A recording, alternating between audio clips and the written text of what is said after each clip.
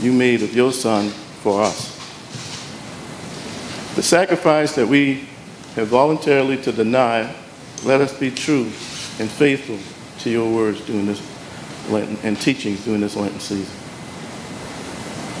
We pray for the youth that's in the room tonight and let them know how important they are to this moment and to our community and to their future. We pray for the leadership, that though we may debate, we use the best of our intellect and the best of our integrity in making the decisions on behalf of those who are less fortunate and our citizens. Pray for our country, our state, and those who are fighting for democracy, putting their lives on the line, near and far. These prayers we ask for in your name. Let us all say, Amen. Amen. I pledge allegiance to the flag of the United States of America and to the republic for which it stands, one nation under God, indivisible, with liberty and justice for all. Thanks. I'm very proud to welcome up to the podium our youth volunteer corps members, along with the program manager, Jennifer Gorham. Young men and women, volunteers, would y'all please come forward? There may be a few extras or maybe one missing, but these are the names I have.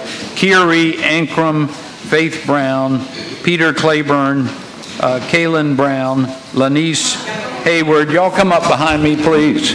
Vansh Nagpal and Masi Sundara. So these are all youth volunteer corps members of a program that we started just 3 years ago, and already they've won a national award for engagement in their community and their volunteerism, and our overall program has expanded in 3 short years to 145 youth service volunteers working on 83 different projects this year, and have completed over 1,102 hours to be exact, hours of service to the Charleston community. So we have serving also not only on our local youth advisory board, but Kiri Ankrum, and excuse me, which one is Kiri? You're right here. Thank you. He's also on the international board for Youth Volunteer Corps and is serving as an influencer and brand ambassador. All these young men and women are remarkable examples of what it means to give back to their community, and they're true leaders. So since they won national gold status recognition, we wanted to invite them here tonight, and thank you for what you do for our community, and everyone please recognize them.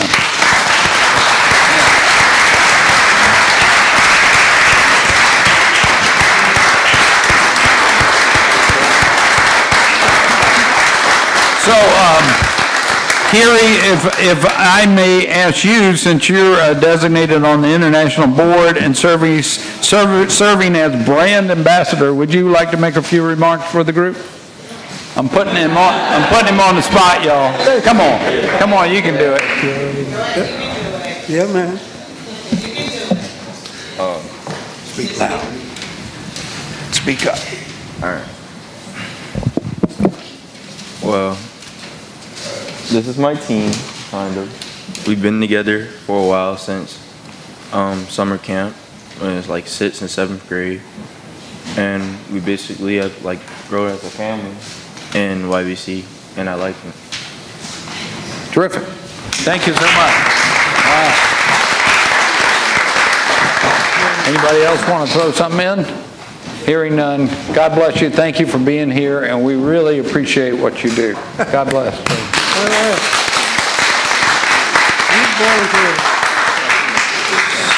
So, Mr. Mayor, do you mind if I speak for just a minute or two about the visit I had today? Oh, absolutely. Thank you so much. Sir. I'm going to recognize Councilmember Griffin.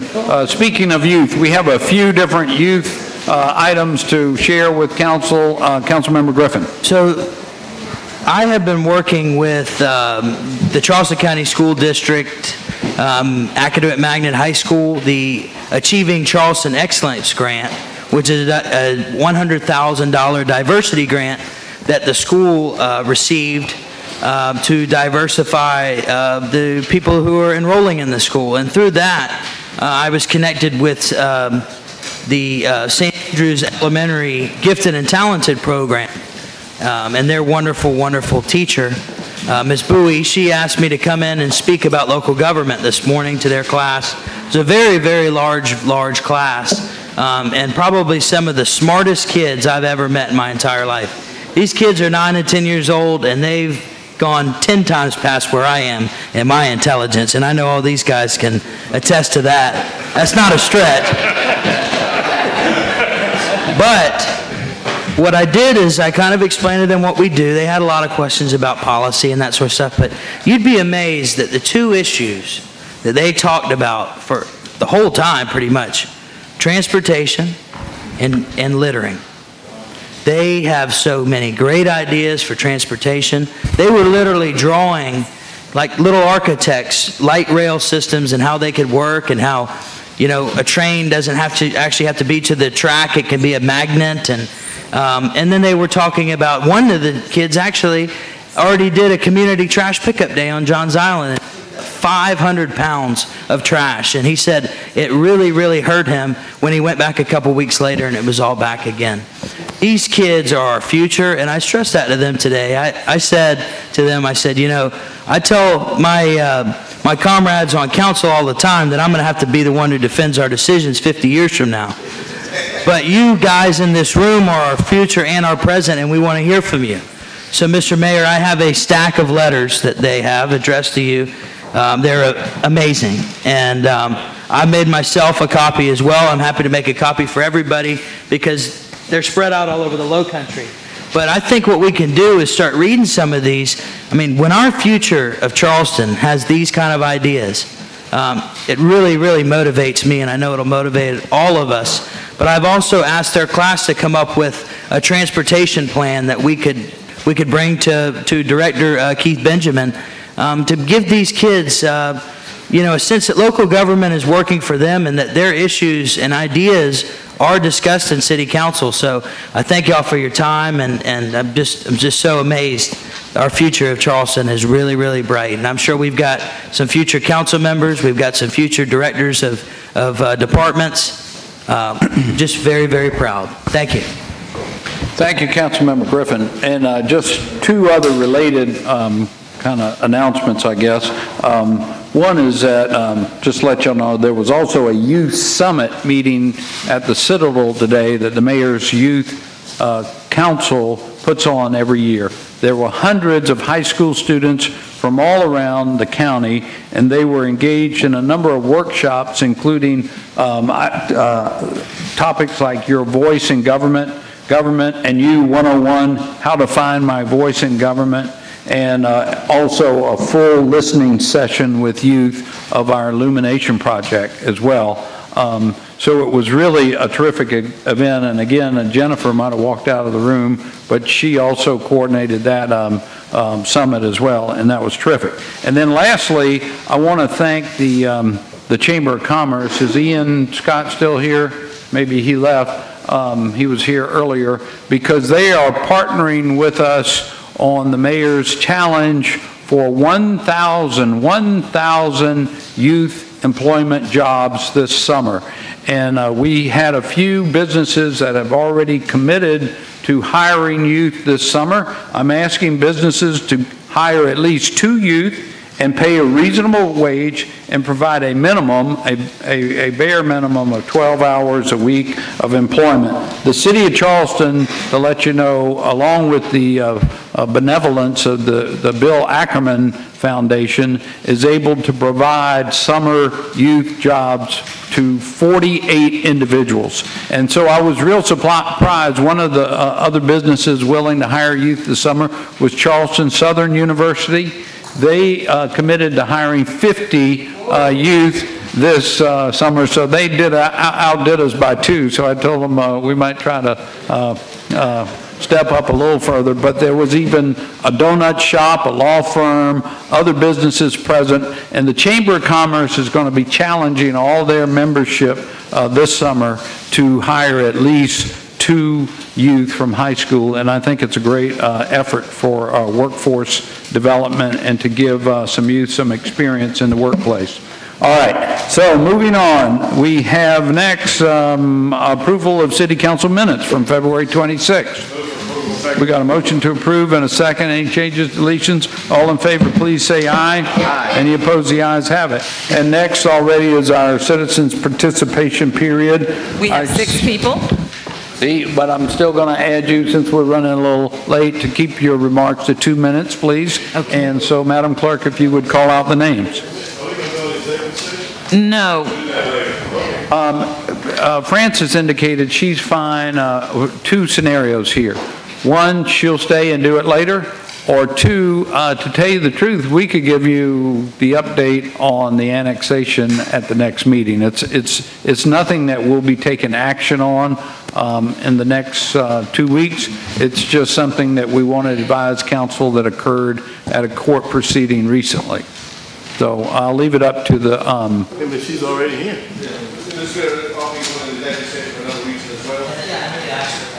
At the end of City Council meeting, we had planned to go into executive session as well. So I would favor us just doing it one time, so to speak, or either decide now that she can go home and we'll do her update at the next meeting. What's the pleasure of council? I thought that was what we said. That's why. Yeah, but we were running so late. I'm fine either way.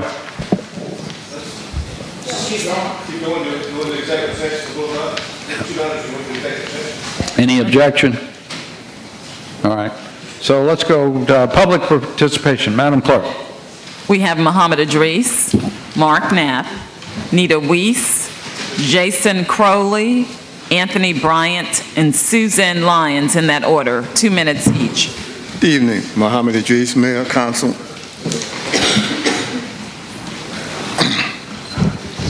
You know, we have Robert's Rules of Law, and then we have something that you call the bylaws. It sounds like you're buying the law with that word, bylaws. And Robert's Rules of Law seem like you're stealing the law. It's hard to be city council. It's hard to be ignorant in this day and time. With all the technology that we have, it's very hard to be ignorant. It's easy to be stupid, but very difficult to be ignorant with all the technology that we have. You sit in here and you waste our time, and you know the decision have already been made before you got here, and have people sit here all night long. Then you give the citizen a minute. Mayor Teckenberg said he was going to act like Mayor Summy, and Mayor Summy said he's a devil. I didn't want the mayor to act like that because I voted for the mayor. But he said he's going to act like Mayor Summy. We need to stop all this foolishness. You all know what you're going to do before you get here. Why don't you go ahead on and do it and stop wasting people's time? Thank you.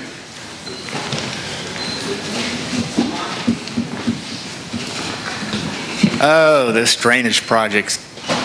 What I'm hearing now, it's up to 50 million? What is going on?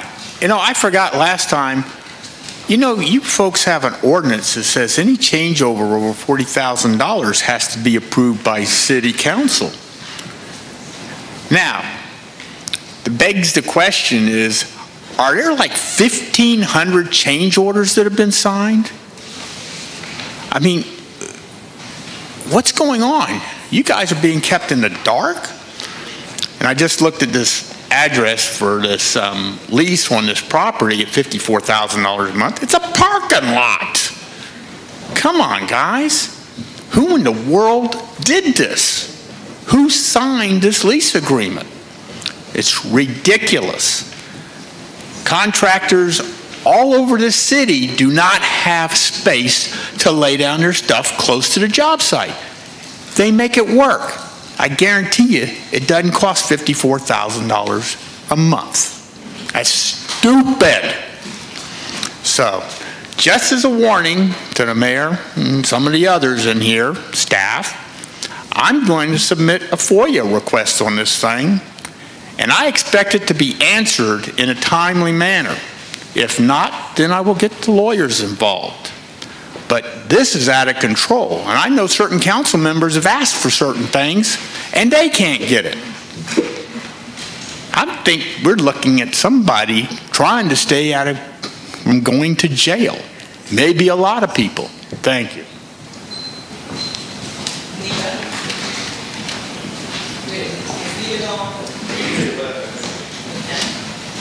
Jason Crowley. Either way. I'm flexible. Thank you, Mr. Mayor, members of council. Jason Crowley, Director of Communities and Transportation. I'm here to speak briefly on 2 issues before you tonight. The first is I'd like to commend you all on the hard work and thought you've put into the free board requirements. I think this is a good opportunity to be able to bring the city of Charleston into the same compliance as Charleston County. There's one minor tweak that we encourage you all to consider, though, and that is in regards to new construction, we urge you not to allow the use of fill material to raise the overall site up to in order to create the freeboard requirement. So that's the only change that we thought should be added in to make this very strong. The other issue that we wanted to give comments on tonight is the proposed amendments to the stormwater ordinance in Church Creek that will be discussed during executive session tonight. This is something that we think you all should not do. As we've discussed over many meetings, over many years now, Church Creek Basin is one of the most heavily studied basins in our region, and the science that has come to date now has given us information that we did not know when the construction of this project began. Therefore, if this project can't change its design to be in compliance with the new standards, then this is not a project that is worthy of this very sensitive area. This is a mere blocks from where we just spent millions of dollars of taxpayer money to buy out 40 homes. So why would we want to be spending money or allowing money to be spent to move people into this very sensitive area and pose the risk of having to use taxpayer dollars to vote or to buy out more flood victims after the amount of impacts that have happened in Shadow Moss? This community does not deserve to have more people put in harm's way, and we encourage you to maintain the standards as written. Thank you very much. Thank you, sir. Anthony Bryant. Mr. Bryan is next. Oh, I'm sorry. I thought. He's politely saying ladies first, which is fine with us. Susan, please proceed. Thanks. Yeah. I'm Susan Lyons. On Tuesday, this past Tuesday, nearly 200 Charleston residents listened for 90 minutes as representatives of the city, the medical district, and the Army Corps of Engineers laid out an impressive tableau of work that is coming to grips with the complexities of flooding and sea rise in Greater Charleston. The scope and the depth of the projects they outlined during a panel discussion at the public library is staggering. Some work is underway all over the city. Much of it lies ahead. The panel was organized by Groundswell. The mayor and every council member were invited, but it was noted that the only one to attend was Councilman Seekings. 2 other people responded. Had you been there, you would have heard the questions and the fears of the people you represent about when and whether their property and their security are going to be protected by from flooding. Calhoun West has been designed to protect nearly half the peninsula, a unique part of our city. This effort is decades late, and many lives and millions of dollars of property value are at stake.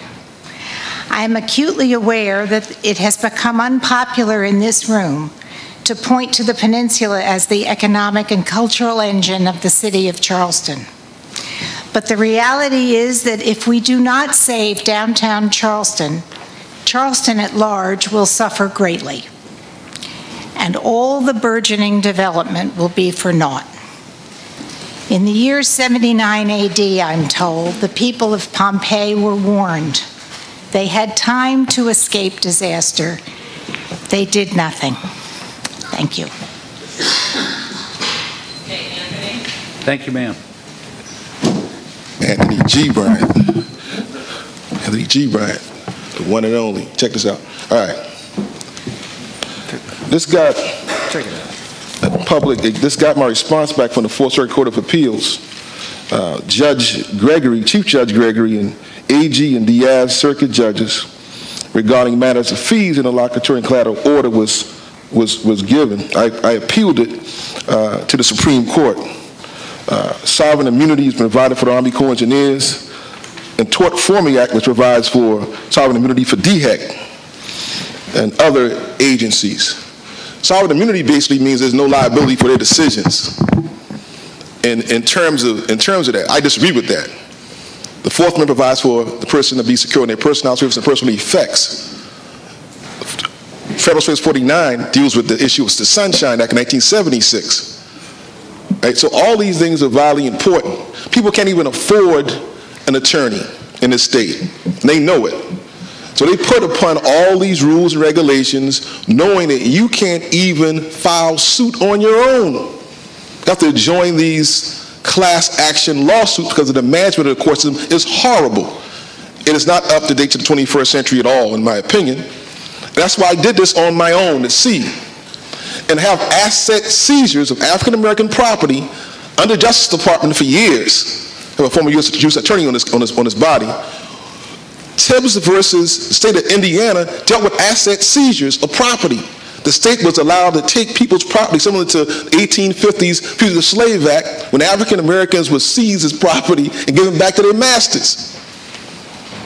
Dred Scott Chase dealt with the issue of the black man's right, the white man has to respect. Looking at what happened in the city of Charleston with two people laughing at a black man being humiliated says a whole lot about your intentions and your program and activity within law enforcement. Thank you. Thank you, sir. Miss Nita? I have 2 minutes. Yes, I'm going to surprise you tonight. We're looking forward to having an opportunity soon to present to City Council a brief PowerPoint presentation on Charleston Sister Cities and the benefits that it provides our community. And we're also looking at expanding this out to cover North Charleston, Somerville, Mount Pleasant, and Moncks Corner as well. So thank you, and we look forward to seeing you soon. Thank you. Thank you. Councilmember Seekins.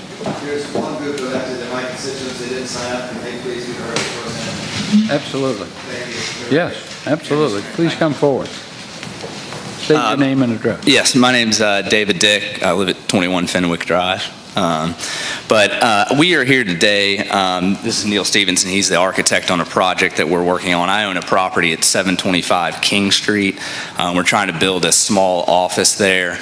And we have the support of Florence Peters from the Housing Department, and we did have the support of Lee Batchelder with zoning, who recently withdrew that support under the understanding that some council members may not be in support of the project. Ms. Peters suggested that we come here to try to address those concerns. In short, we've got a project that needs a special exception for parking. It's a small 3,500 square foot office building at 725 King Street. We have a 5-year lease for the actually more than the required parking. As the council members probably know, we need a 10-year lease to meet the actual zoning requirements. We've also got a petition from all of the surrounding neighbors of that property in support of the project.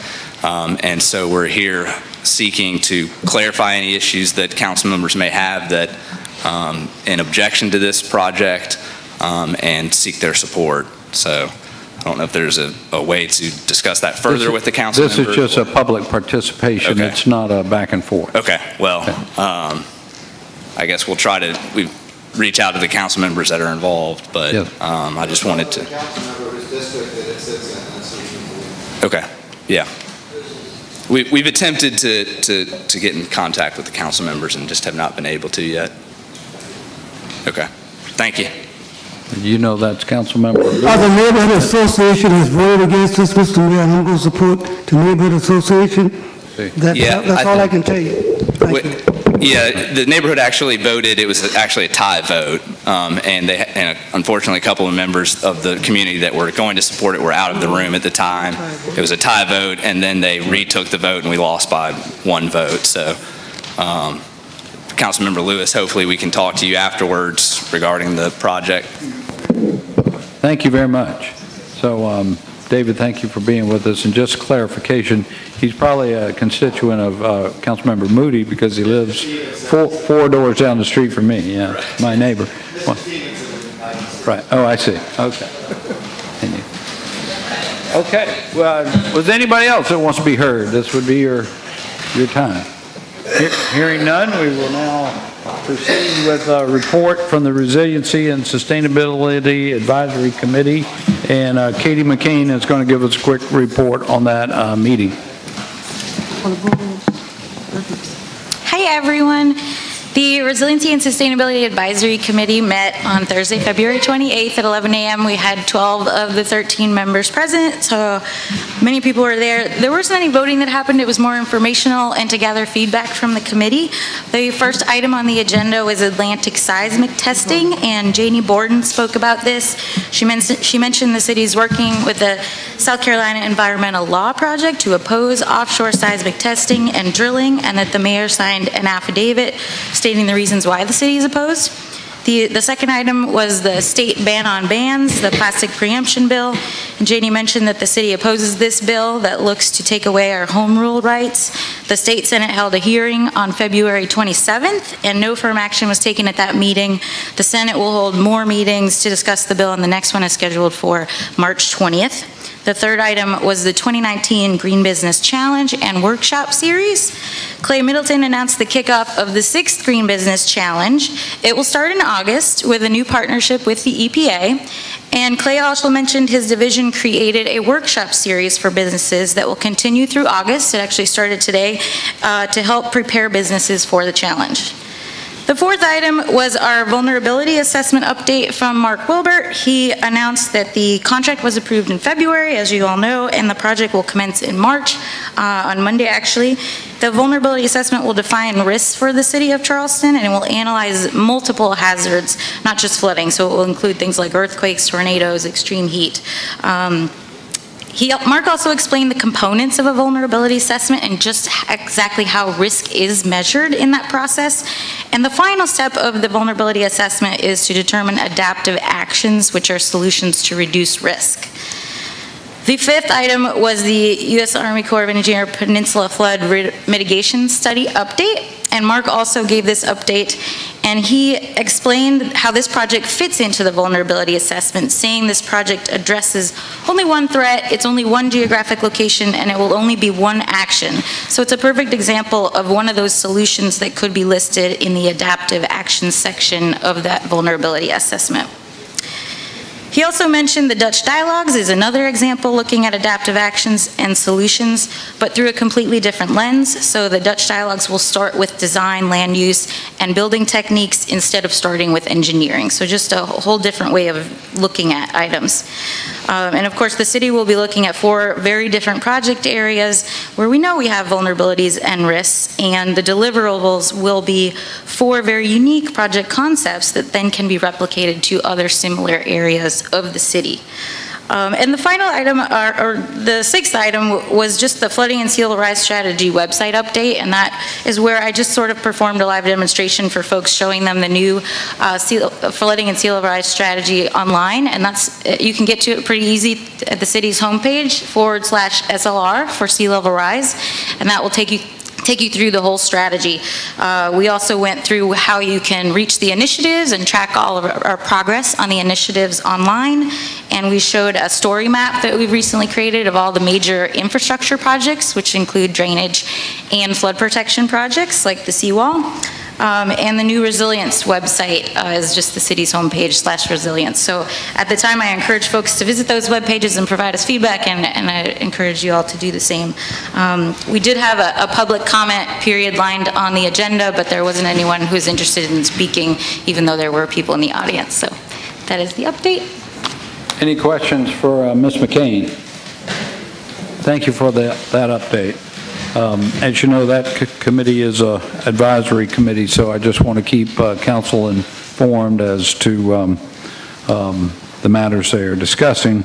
It did jog my memory, if I may, to make one other brief announcement, and that is when she mentioned the website. We did send out a press release on this, but you can now go to your Apple or your, what's the other kind of phone? The Google website and, or your app store and download the City of Charleston app. And I urge all our council members to do that. There's lots of good information.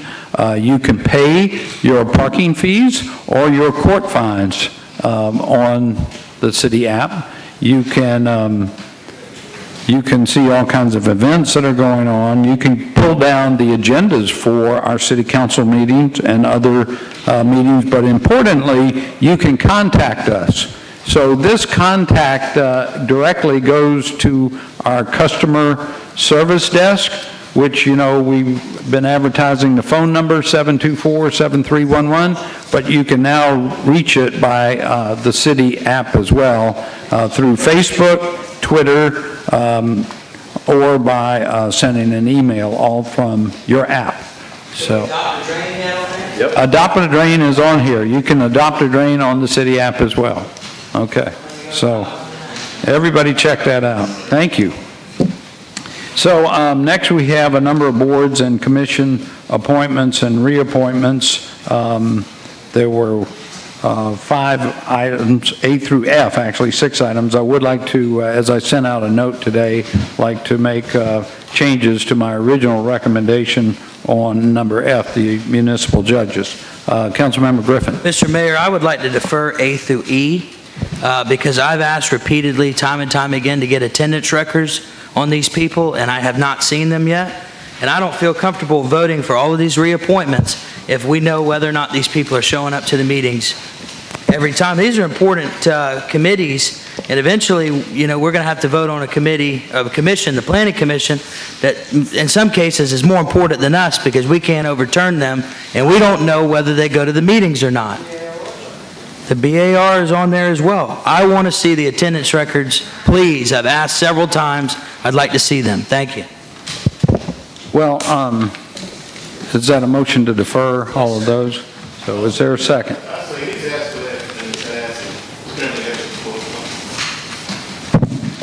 All right.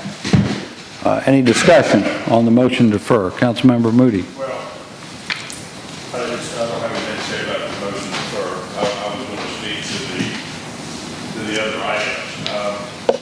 Maybe it does, but I would like to change my vote or change my mind. For all of these positions advertised in our normal way, I mean, they were put up on our website and people applied. I know we've never got all of those lists that we've gotten in the past of the different people that have applied and what they're currently. We got this list. Right. But in the past, we had a list of everybody that applied. Yeah, I guess since Robin left and Tito's taken that over, we fell out of sync with sending you the whole list of anybody else that applied. I'll admit that. I understand. If you look at that, so maybe there may have been others that applied. Put that in with the attendance record. Okie dokie. Well, I would like to just address the attendance matter.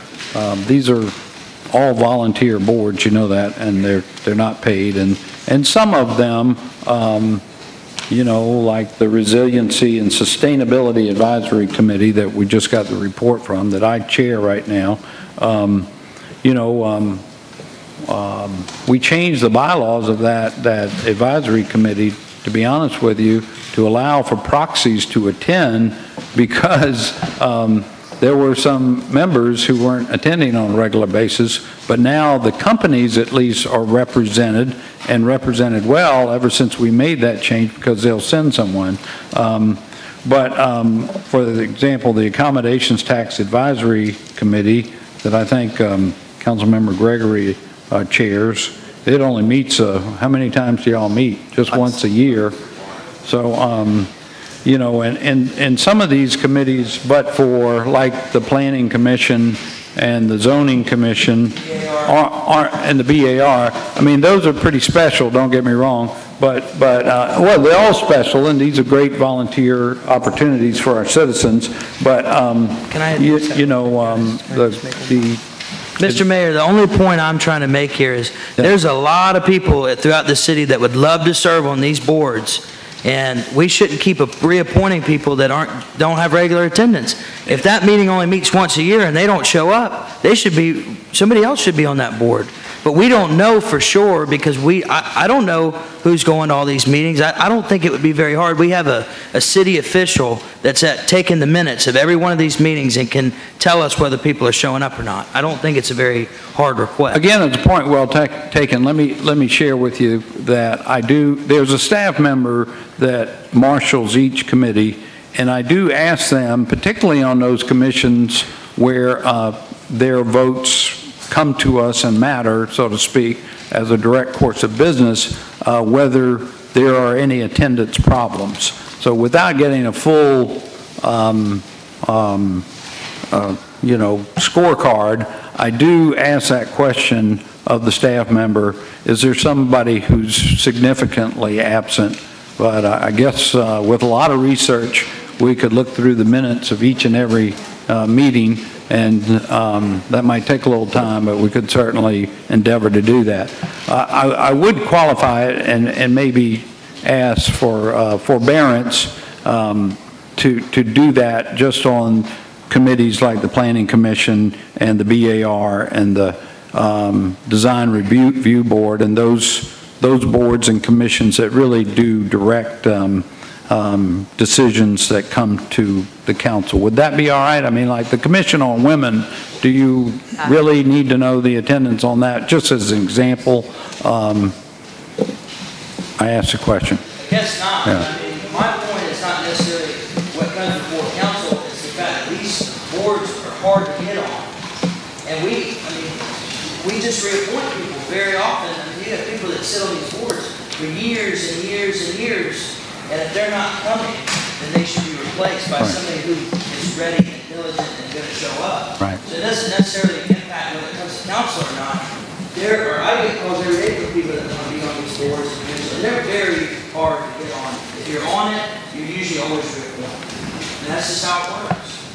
And I don't think it's right. Councilmember Seekings. Thank you, Mr. Mayor. Just briefly, I think sort of the point that you were trying to make is the boards, it's boards that can bind the city, whether there's review by city council or not. I do think attendance is important. The other thing that I would ask, and I know Mr. Tito is busy, but for instance, tonight we have 2 new members, BAR Large, that are up for appointment.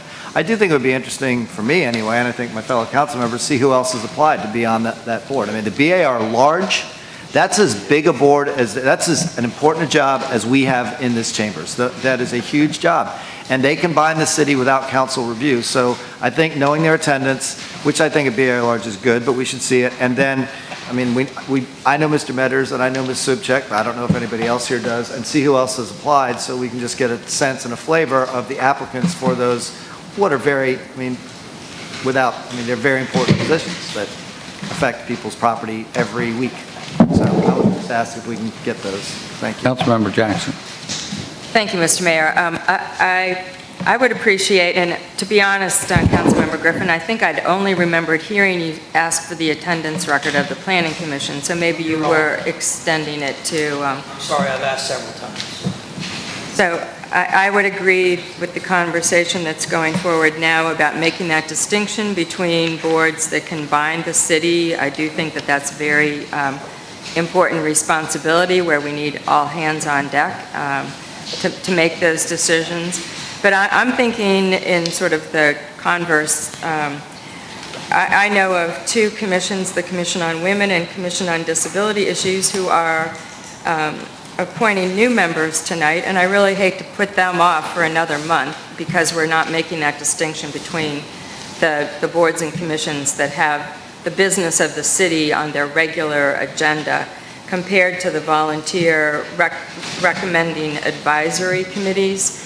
So I would ask to whoever made the motion to defer to make that distinction between, so for tonight, keep the Resiliency and the Commission on Disability Issues and the Commission on Women and the accommodations tax because they only meet once a year So really, I would ask that we just defer the decision on the Board of Architectural Review in the vein that you're just discussing, are a clear division of responsibilities between the volunteers of our city. And I would love to be in your district, Councilmember Griffin, because I have tried to find people to apply for the Planning Commission in particular, and some of the other groups that have, you know, that kind of hefty responsibility, and I don't find that there's a lot of volunteers. So it would be interesting to see who else has applied. We were overjoyed to think that we have 2 vacancies that can be readily filled on the Commission on Women, and I thank Councilmember Gregory for encouraging one of his friends and constituents to do so. So I think maybe it's an interesting sociological statement of our time when people are very engaged, but they just really don't want to make the commitment of the time and the effort that it truly does to serve with all due diligence on our committees. So I respect your opinion, but I'm not going to take my motion off the floor because we have not seen everybody who's applied.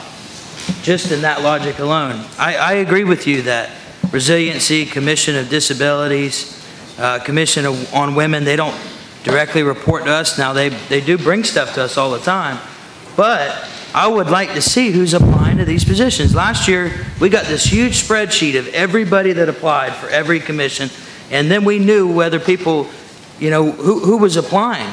This year, we get nothing, and we still don't know the attendance, and I promise you, we may disagree, but I promise you, I've asked at least 3 times, even back to last year, I wanted to know what attendance records were, because these appointments are very important and they bring stuff to us. Even if the Commission on Women doesn't report to us every meeting, they just brought a very important resolution to us just recently. So there are important things that come to us from every one of these, and we need to know who's on them, we need to know their attendance, and we need to know who's applying for these positions. All right, we have a motion to defer 2A through E. Any further discussion? All in favor, please say aye. Aye. Any opposed? The ayes have it. yes. We have 1 nay. Count me as a nay as well, if you don't mind. 2. I'll vote nay on that. Okay.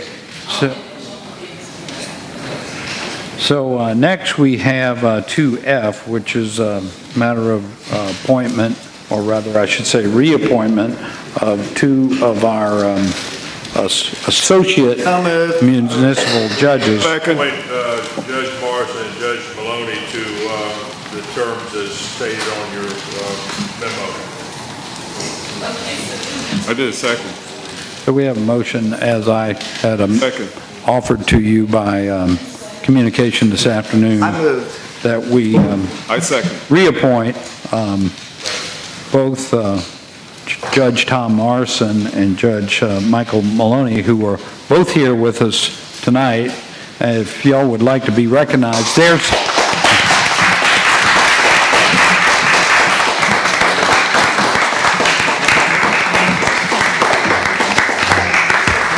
stands before you over 60 years combined experience on the City of Charleston Municipal Court. Over 60 years among those 2 individuals right there. And Councilmember Griffin, this is one of those cases where reappointing again and again and again actually is a good thing. Thank you very much. So would y'all like to address the council? I would. If I might. Yeah, please come forward to the microphone. I'd like a lot of ours to add a few words. The microphone right there, sir.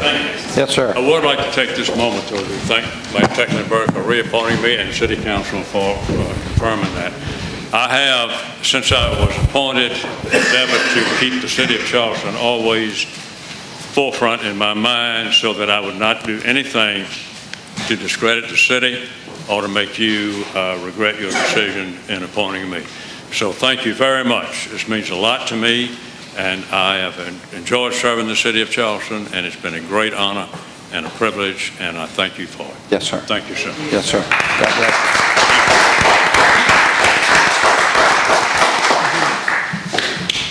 Thank you, Mayor and members of council. I will echo Tom's remarks. He's been on the bench for 59 years. I've only been there for a year. Thank you very much. It really is an honor to serve as a municipal judge in the city. I particularly like the livability court, which is my primary function. But Tom and I swap back and forth. We have great collegiality amongst all the judges. And thank you, Mayor, for making the recommendation. And thank you so much for the vote of confidence in me. And I assure you that I will do my dead level best to continue, as I have for many, many years, looking out for the best interests of all the citizens here in the city of Charleston and doing it with the utmost integrity and honesty and fairness to all our citizens. Thank you so much. Thank you. Maloney? Judge Maloney? So I would... Before you leave, Judge Morrison said that you trained him. Yeah, right. So if I may expound for just a minute, and Judge Morrison particularly, if you don't mind staying for a minute. I know some of my colleagues on council feel that I often make mistakes or missteps.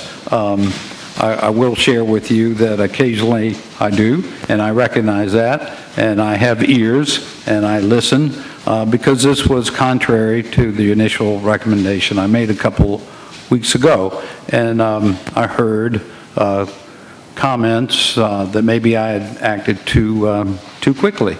And so I called Judge Morrison earlier this week on Tuesday and had what I should have had weeks ago, a more extended conversation about his service, about his devotion to the city and to the court. And sir, I apologize. I respect you wholeheartedly, and I just wanted to publicly say that. And I'm so glad that we had that conversation. Now, I do want to take that just one step further and share with council that per our discussion, and I hope you won't mind me saying, Judge Morrison and Judge Maloney, because I called him after that conversation, both made it very clear that this is their last term. And so we do, as I shared with you, have over 60 years of experience here, and when these two gentlemen really together retire, there will be a void. And by the way, I did want to share with council another, I guess, mistake that was made a couple of years ago when we thought we were staggering the terms so all four judges wouldn't come up at the same time. In fact, that was unnecessary, because when Susan went back and reviewed the ordinance that set all these positions up, in fact, the chief judge and the chief administrative judge, those two, have 4-year terms, but the two associate judges truly only have 2-year terms anyway. So when we said a couple of years ago that we were going to change it so we would stagger it, it was already staggered because their term only was for 2 years. I don't know that the city had kind of collectively forgotten that, but that's what's in the ordinance. Isn't that right, Susan?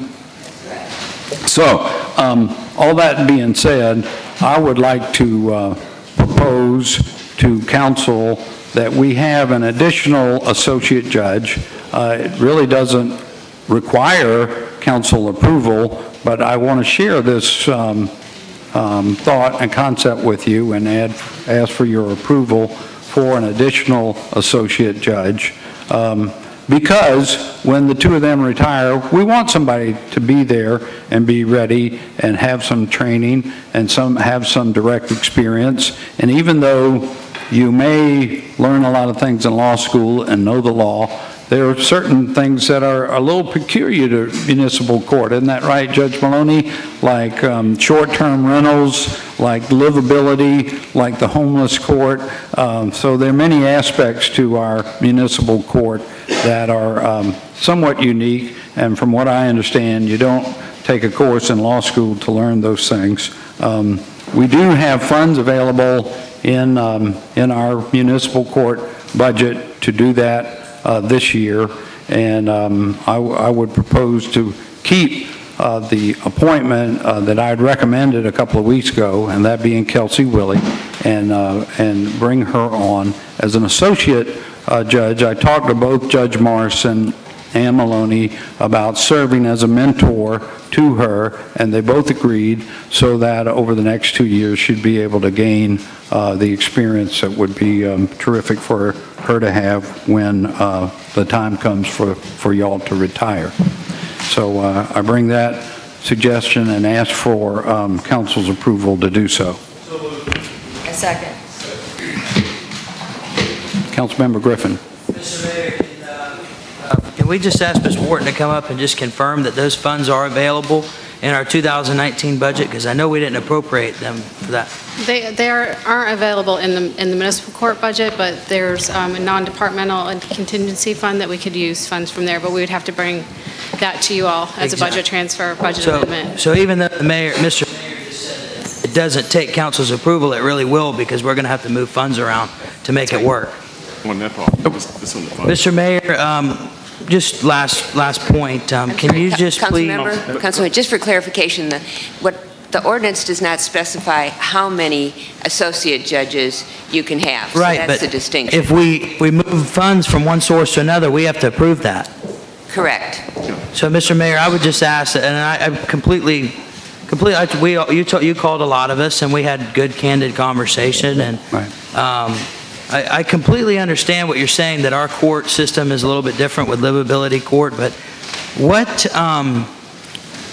I would ask is that what makes Miss Willie qualified to be in this courtroom? If you have any criminal experience, and would it be a better decision to have somebody who has actually tried a case in this court before with actual municipal court experience rather than somebody who, based on a resume, hasn't seen much of that?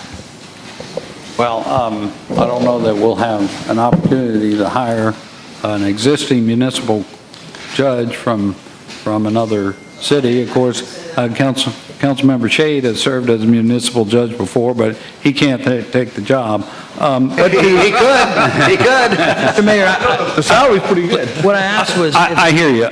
So I don't know that I can say it better than the letter of recommendation that I sent to you today from Deborah Gammons, who is a professor at the Charleston School of Law and was just a week or two ago elected as the president of the Charleston County Bar, because as she said here, a judge needs to be fair and civil. A judge must know the law. Charleston Municipal Court has a strong reputation. Judges who are knowledgeable, caring, respectful, respected, and fair. Ms. Willie has those characteristics to continue and uphold the strong reputation of our court, highly qualified to serve as a Charleston Municipal Court judge. So it's your knowledge of the law, but it's also, I think, your temperament, your positive attitude, your being able to remain calm, but also the knowledge of constitutional rights. All that is mentioned here in Ms. Gammon's recommendation, which again, I don't know that I could express any better than her, who was a teacher of Ms. Willie at one time at the School of Law. So I believe that's why with a couple of years under the mentorship of these two fine gentlemen, we'd set ourselves up to make a good transition when the time occurs, and that's what I'm trying to recommend to you. Councilmember Wagner. I think I just got confused myself here, but I thought that Councilmember Griffin, seconded by him, had proposed to make the vote on these two gentlemen right here. That's correct. And we have not done that yet. Okay, we'll call the question on that. I'll be glad to call the question on the reappointment of Judge Maloney and Morrison. All in favor, please say aye. Aye. Any opposed? Now, thank you very much. Go to number two. No, now Mr. we Mayor, can go to two. No, Mayor, before we do that, Councilmember I would like Mitchell. to let the council, that we can go and swear them in now. Well, that's since what they're here. I'm trying to ask. If Susan, are you ready? She'll find something. The oath, if you need the oath. That's what we All right. So we can do that, and that'll be all. Right. I thought I did. I knew there was a reason I didn't want y'all to go yet. I didn't print the oath. I didn't print it. No. Or the mayor? I think I will. Do they solemnly swear? Will y'all come forward?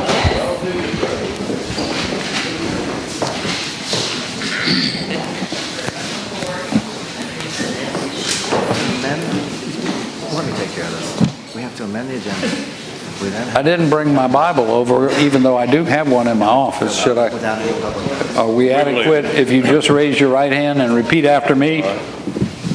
Bible. I'll go get the Bible. Where is it? I'll go get the It's right on the settee to the right of my desk. I can bring up my Bible on my iPad here. I got a Bible. Autograph it.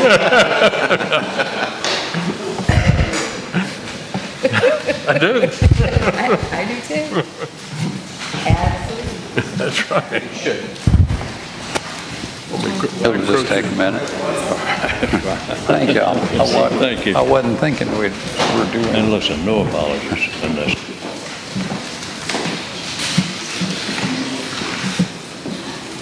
If you have a favorite passage, I'll bring it up and we can swear right on my slide. Exactly right.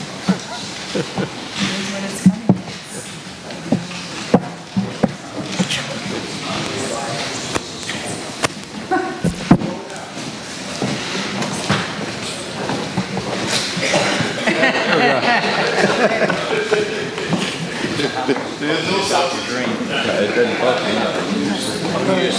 This one does.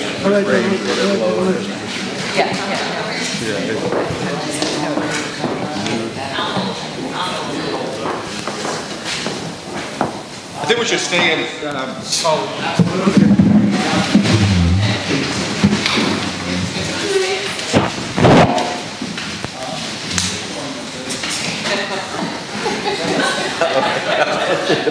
Calling. I've got mine. I state your name. Tom Morrison. I, Michael Maloney. Do solemnly swear. Do solemnly swear. That I am duly qualified. That I am duly qualified. And I am duly qualified. According to the Constitution of this state. According to the Constitution of this state. To exercise the duties of the office to which I have been appointed. To exercise the duties of the office to which I have been appointed. And that I will, to the best of my ability. And that I will, to the best of my ability. Discharge the duties thereof. Discharge the duties thereof. And preserve, protect, and defend the Constitution of this state and of the United States. And preserve, protect, and defend the Constitution of this state and the United States. So help me God. So help me God. Congratulations. Yeah.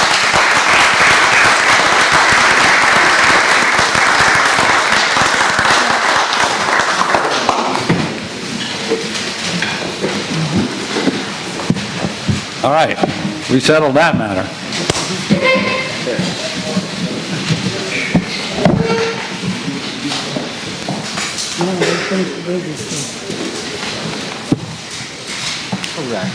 Now, where were we? Did we? Okay, you're We had a discussing the motion second. on the floor and a second to Mr. Mayor? appoint. Yes. I just had a couple questions. One, Yes, sir. how much is this actually going to cost for this role in 2019 and then subsequently in 2020 and beyond? For 2019, it would be half a year and $15,000. So then it would be $30,000 in 2020. That's assuming that that they continue to and serve out their full term. So one of the things I have to say, I'm a little confused on the process. Normally, as a manager, you would identify a problem, and in this case, the need for creating, I'm full of puns, bench talent for the future for judges. And then at that point, you would go out and identify candidates to then interview and identify to fill that role. But in this case, it really appears that we're creating a role for one person because no one else, unless I misunderstood, has been considered for this role at all. So I guess my question is, if it's really not about identifying bench talent, because it's clear that it's just being created for Miss Willie, why? Like, I'm not sure I get that. What I've come to understand that this is a pretty unique position. It was in our regular queue, if you will, of appointments, but in fact, it's more like a city employee because there are issues such as retirement and health insurance. I mean, the judges actually are on our payroll, so it's a little hybrid of an animal, I must admit, and I didn't fully have my head around that, as I mentioned before. So there were positions available online, just like there were for these other boards and commissions that we've just deferred. There were a couple of other individuals who in fact applied for the position in addition to Miss Willie. So that did occur. But in reality, it's not $15,000 because if they're on our insurance, it's salary plus benefits. Well, that's correct. That's correct. It would be. Could be fairly substantial. So what's the actual number? I don't know the insurance cost for this position. I'd have to find out and let you know back, unless Ms. Wharton knows. She might have an estimate. For this year, it would be $15,000. I'm not sure exactly what we would do for next year. That would include benefits? That's not, yeah, that would be whatever, that's the number for 2019. Okay. Councilmember Seekings. So I just want to follow up a little bit on Councilmember White. And I just, as several matters of procedure, I think what we're doing here is, in order to do it, we have to follow, and I'm hoping legal counsel's along with me, but we would have to amend our agenda to bring this up because we're creating a new position. We also then have to amend our budget, because if you go and look at the qualifications for any judge, whether it's a chief judge, an administrative judge, or an associate judge, what the ordinance says is the municipal court shall be presided over by the chief judge of the municipal court, and such associate judges as are provided for in the annual budget. And in this year, we provided for 4. We haven't provided for a 5th associate judge, so we'd have to go back and amend that. We're then going to have to create a new position tonight and then fill it. All of that without any notice to anybody at all. And I think procedurally that's problematic for me, considering in advance of that, or in addition to that, that this is a job for City Council, that we are the entity that is to fill these positions. We haven't even created it yet, and we're going to do all of that at one time. With all due respect, Mr. Mayor, I get it that we need to fill the bullpen, but we've got 2 years. We just appointed 2 very capable people for 2 years. Let's do it procedurally right. Let's get the application process done. Let's see who's interested. Let's get the bar involved. And if there's people to be put forward, let's consider them. But to amend an agenda, amend a budget, to create a new position and fill it all tonight without any notice, I think is about 1, 2, 3, 4 steps too far. Well, so I appreciate the comments. I mean, you heard Ms. Susan say a minute ago, we don't have to create a new position. Yes, we do have to make a budgetary transfer in order for there to be enough money in the municipal budget to cover it. But we don't technically have to approve a creation of a new position. As I mentioned, you know, right or wrong, this had been treated like these other boards and commissions appointments, and I had presented her name to you 2 weeks ago, so there was some notice. I certainly respect the fact that we need to vote as a council to make a budgetary transfer to the budget, and you know, we could do that this evening, but I respect council's wishes. Councilmember Moody. I'm going to be a little bit more blunt. That was part of my question as the process of doing this. I have a problem with the politicalization of this woman and her husband, quite frankly, and their relationship with... Point of order. I think this should be an executive session. I think we're getting into some issues and personal issues that...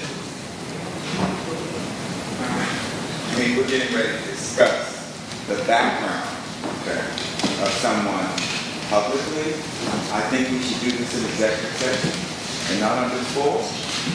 It'd be a legal matter. I'm going to look to our My attorney. concern would be to the extent we would be getting into personnel issues, personal qualifications of a candidate, then I would recommend that you consider going into executive session. Whatever. Is that a motion to go into executive session? All right, all in favor of going into executive session to discuss a personnel matter? All the executive session stuff at one time, though? At the end? No, now. We're just about finished with the agenda. I don't know why we can't just finish it. We got to go to executive session one time, do it all at one time. Yeah, at the end of the meeting. We can do it now, or we can do it later. Can we at least get on the record a vote as to whether we think this should go into executive session or not? Because I don't believe that it should.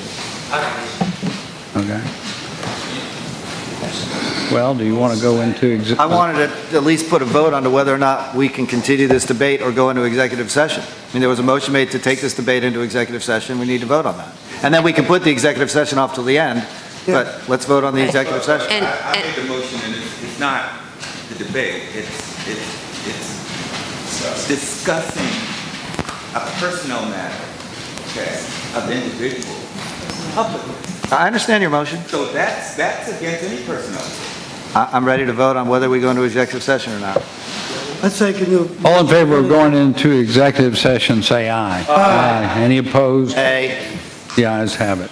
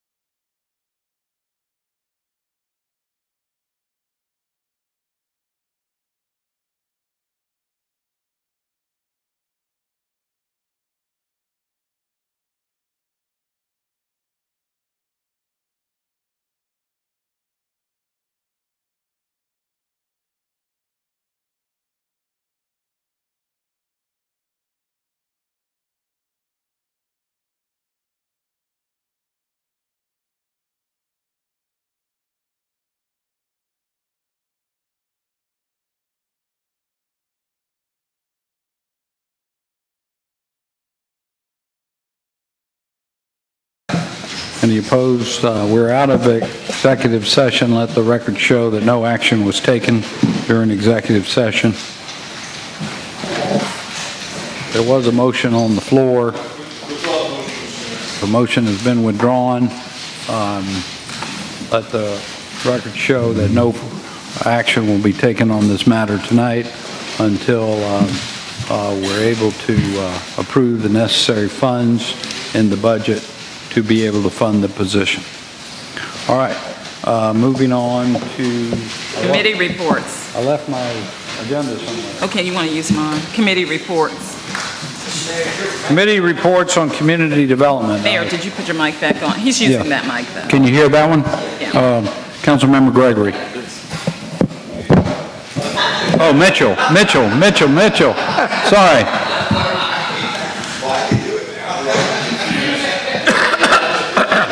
Community development. Community development meeting was held on Thursday, March 7th at 4:30, and we had 2 items that we discussed on the agenda, and both items were approved. However, under the opportunity zone proposal, which is simply a zoning amendments to encourage the development of affordable housing, the committee asked the planning staff, in concert with the housing and community development staff, to review and revise the current fee structure. The committee believed that the fee structure was excessive and wanted the staff to determine what fee would be most appropriate for this zoning. Jacob Lindsay is the department director of planning, and Dexter O'Connell has prepared the amendments. Staff will follow up with a recommendation specific to the fee prior to the second and third reading of this proposal, this ordinance. So I move for approval. All right. So do we have any staff here that's going to report on the changes that were contemplated for the opportunity zone? That will be coming back. Wanted to do? That will be coming back to us in next meeting once they get, because it's with the attorneys now, and they're getting all the legality information together. Oh, I thought we were going to bring it to this meeting here tonight, not? No. Okay. No. All right. No. Councilmember Mitchell is correct. Staff are taking actions as directed by the CD committee, and a draft ordinance is with legal at the moment. Right. And assuming that everything checks out, we'll bring it back to you for a first read at the next meeting. All right, got it. Sorry, I misunderstood that. All in favor of receiving the committee report, say aye. Aye. Any opposed? Next, Committee on Public Works. Yes, sir. The acceptance and dedication of the rights-of-way and easements passed unanimous. It's already, I'm going to move that they pass, and then I'll comment on miscellaneous. All right. Okay, so you made the motion. I made the motion. Thank you. For those items A1 and A2. Yes. A2. Okay, all in favor, please say aye. Aye. Any opposed? The ayes have it.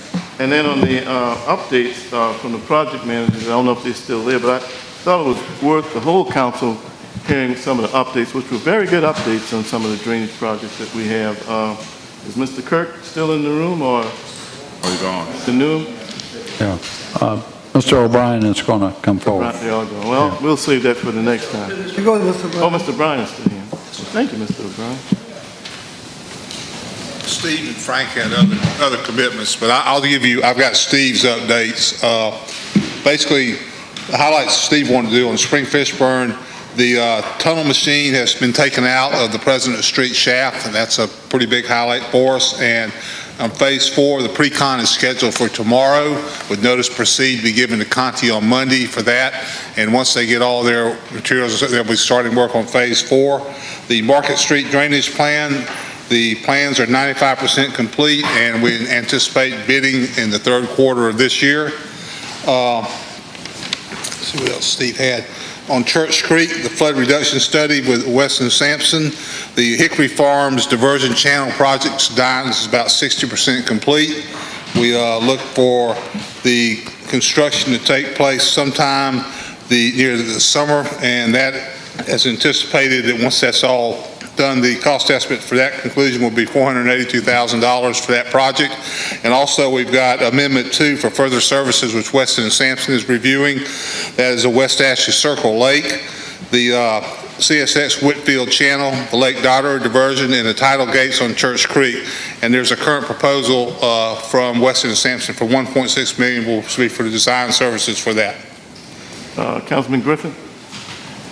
Mr. Chairman, I would like to bring to our Ways and Means meeting the next time around that we take that $100,000 that we saved from the Dutch dialogues and put that towards that 1.6 for the designs for Lake Daughter, CSX Rail, and others, because we don't really have a funding source yet, but I think that would be a good start.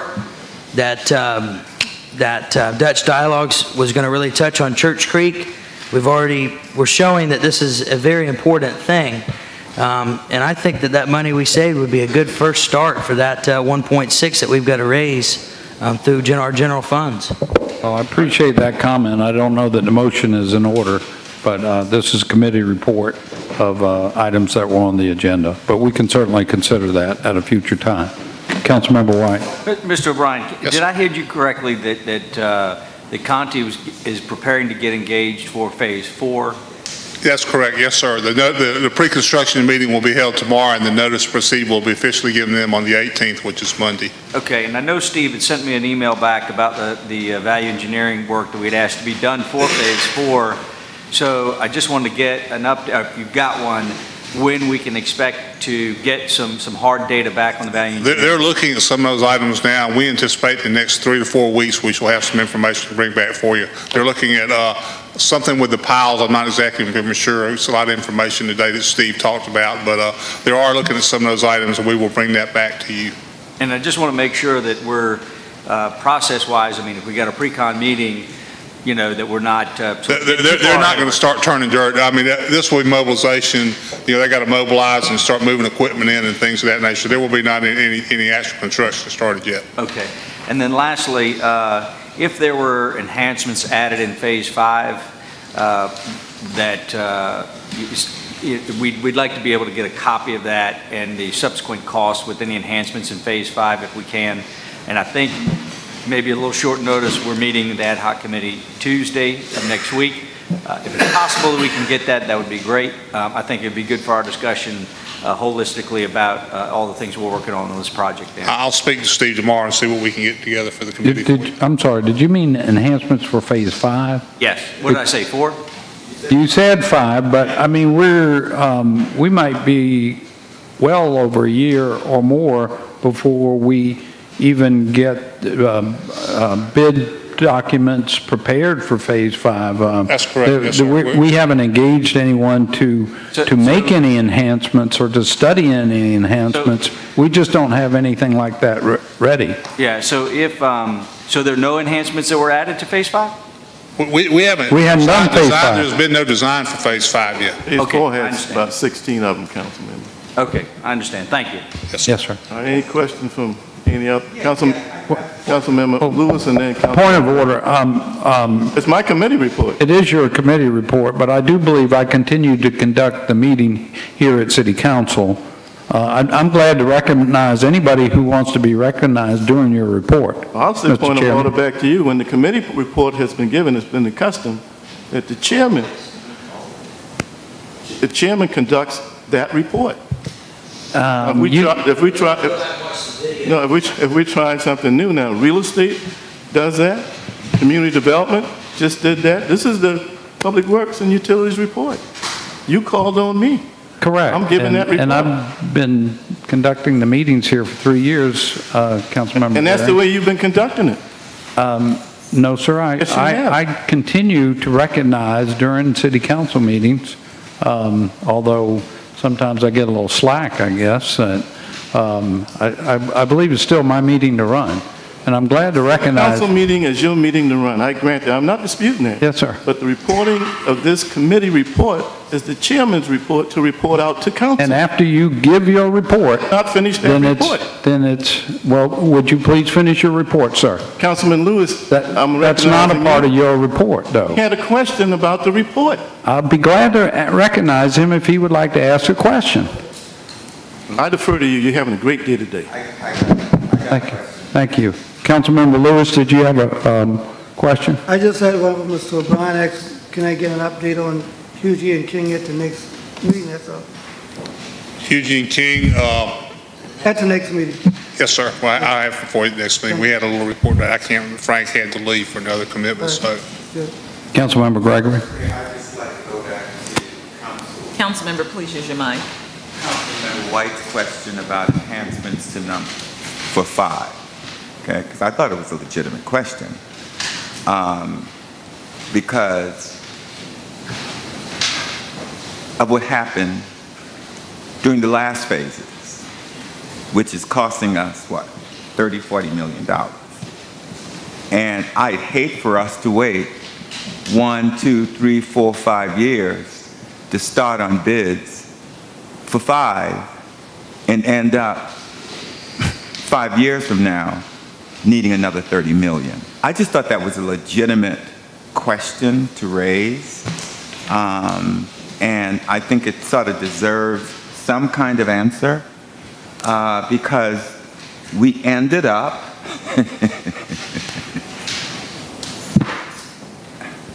with an absorbent amount for phase 4. And I just don't want that to happen in 5. So if there's some type of oversight or some way we could start knowing what that cost may be, at least, I think it would be, they thought that was a fair question. And I'll just Councilmember White. I'll just speak to that. It was my recollection from Ways and Means that it was discussed about enhancements that had been added to all the phases of the projects. I assumed that meant additionally things that had been discussed and included. We obviously have priced out phase 5 because we know what we're short. So I presume that there were enhancements that were included in that. So that's kind of what my thought process was coming from. The whole point is this. We're going to have to start figuring out a way to pay for phase 5 because we got $100 million worth of tunnels that are only half valuable to us. What a waste of $100 million if we don't get it finished. And so it's now time to start having the conversations. How do we shave this project down? If there are any enhancements that have been contemplated and priced in for phase 5, let's take them out now. We need to know where we're at, where we're going, and most importantly, how in the world we're going to pay for it. That was my point. Thank you. All right. Well, I guess we can ask if there were any quote, enhancements already for phase 5. My understanding is that we haven't contracted with our engineering firm to do the design documents for phase 5 yet, even though they have all these conceptual design and estimates. So until they do that, we wouldn't have those enhancements specified yet. But I could be wrong, so let's ask them. You're correct, sir. We haven't started that design, and we would go through that. There's an estimate for that phase based on concept to finish the project as designed, but the actual nuts and bolts, we have not started yet on phase 5. We'll ask. Councilmember Shade. Mr. Chairman, Waring, one of the things I'd like for you to include is what we discussed with the report come back on those apartment complexes off of Ashley Hall Road, that I think there was a study done back in the 80s concerning that. So we talked about that at our committee meeting as well. Thank you, sir. Thank you. Council Member. Mayor, I'm going to ask for a point of order. And the reason I said that, it's been the custom that the chairman of the committee gives the report until the conclusion of that report. So I know we don't have that answer tonight, so I'm going to ask legal and the clerk to come back with an answer to that, because from now on, these chairmen need to turn over the reporting of their committees to you as the presiding officer. No, sir, that's not what I said. I'm happy to receive your report. This report hasn't been completed. That should happen, but if there's additional conversation that occurs beyond your report, I believe it's the duty of the chair to conduct the meeting. And I'm asking to get a ruling on that between now and the next meeting, not from the presiding officer, from our procedures and the rules of council, because that's not the way I've seen it. And that's not the way you've seen it, to say that you've conducted that way. We got too much film to show that that's not the way these meetings have been conducted under your 3 years. I've always felt like I conducted the meeting. Like I said, sometimes I let discussion flow, and I think that's a healthy thing for us. But I'm not asking for a ruling tonight. I'm asking for you all to research that, look at the rules of council, and if that's the case, then the remainder council, the chairman of council, can conduct themselves accordingly. Okay. Councilmember Griffin. Mr. Mayor, I think that you were right. I want to apologize. I spoke a little bit out of order about the $100,000, but what I will ask is that it's brought up at our next Public Works Committee, and if our committee approves it, it should go to meeting with our Stormwater Department, but if that money is approved, it should go to Ways and Means for the next agenda. Because I don't want to see that money get lost in translation. It should go to Lake Dotter. I assure you, we won't let $100,000 get lost. I would respectfully, well, it's dedicated, in my mind, if not in reality, to stormwater-related expenses. So I think that'll be part of our discussion of budget priorities for stormwater, but and it would come back before Ways and Means Committee. It was budgeted in our annual budget. Budgeted in 2018, though. So it wouldn't be coming up in your 2019 ad hoc budget meeting. It's money that we have that we didn't appropriate from 2018. And I think we should appropriate it to Lake Dotter. Thank you very much. Mr. Chairman, do you have any additional things in your report? Thank you, Mr. Mayor. Yes, sir. We had a good report. Thank you, yes, sir. Mr. O'Brien. Thank you. Mr. Newham gave some very good reports on updates, cleaning out pipes. As a matter of fact, one was on Lambeau that had, I think it was 80% full with pluff mud compacted, all of that. The system of hiring the project managers and teaming up with our drainage people and the private sector is engaged and is working very efficiently.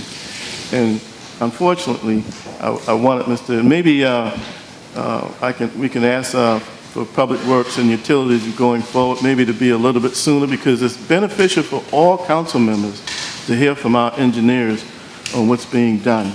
It's good for the citizens to hear it. It's not going to be covered in committee in a broad way, with drainage having the priority that it's going to have and should have and rightfully have. I think the public should have access to the accurate information that our engineers are bringing forth. So he had a very good report on that, and I think you all need to hear it because it's going to trigger some service opportunities that you all know about, servicing opportunities that you all know about in your districts where pipes are compacted and the like. So it's great for Public Works and Utilities Committee members to hear it, but that's 5 of us. The balance should hear it. We had an update from the floodplain manager. Thank you, Mr. Yes, sir. I don't know if you want to come and share some information.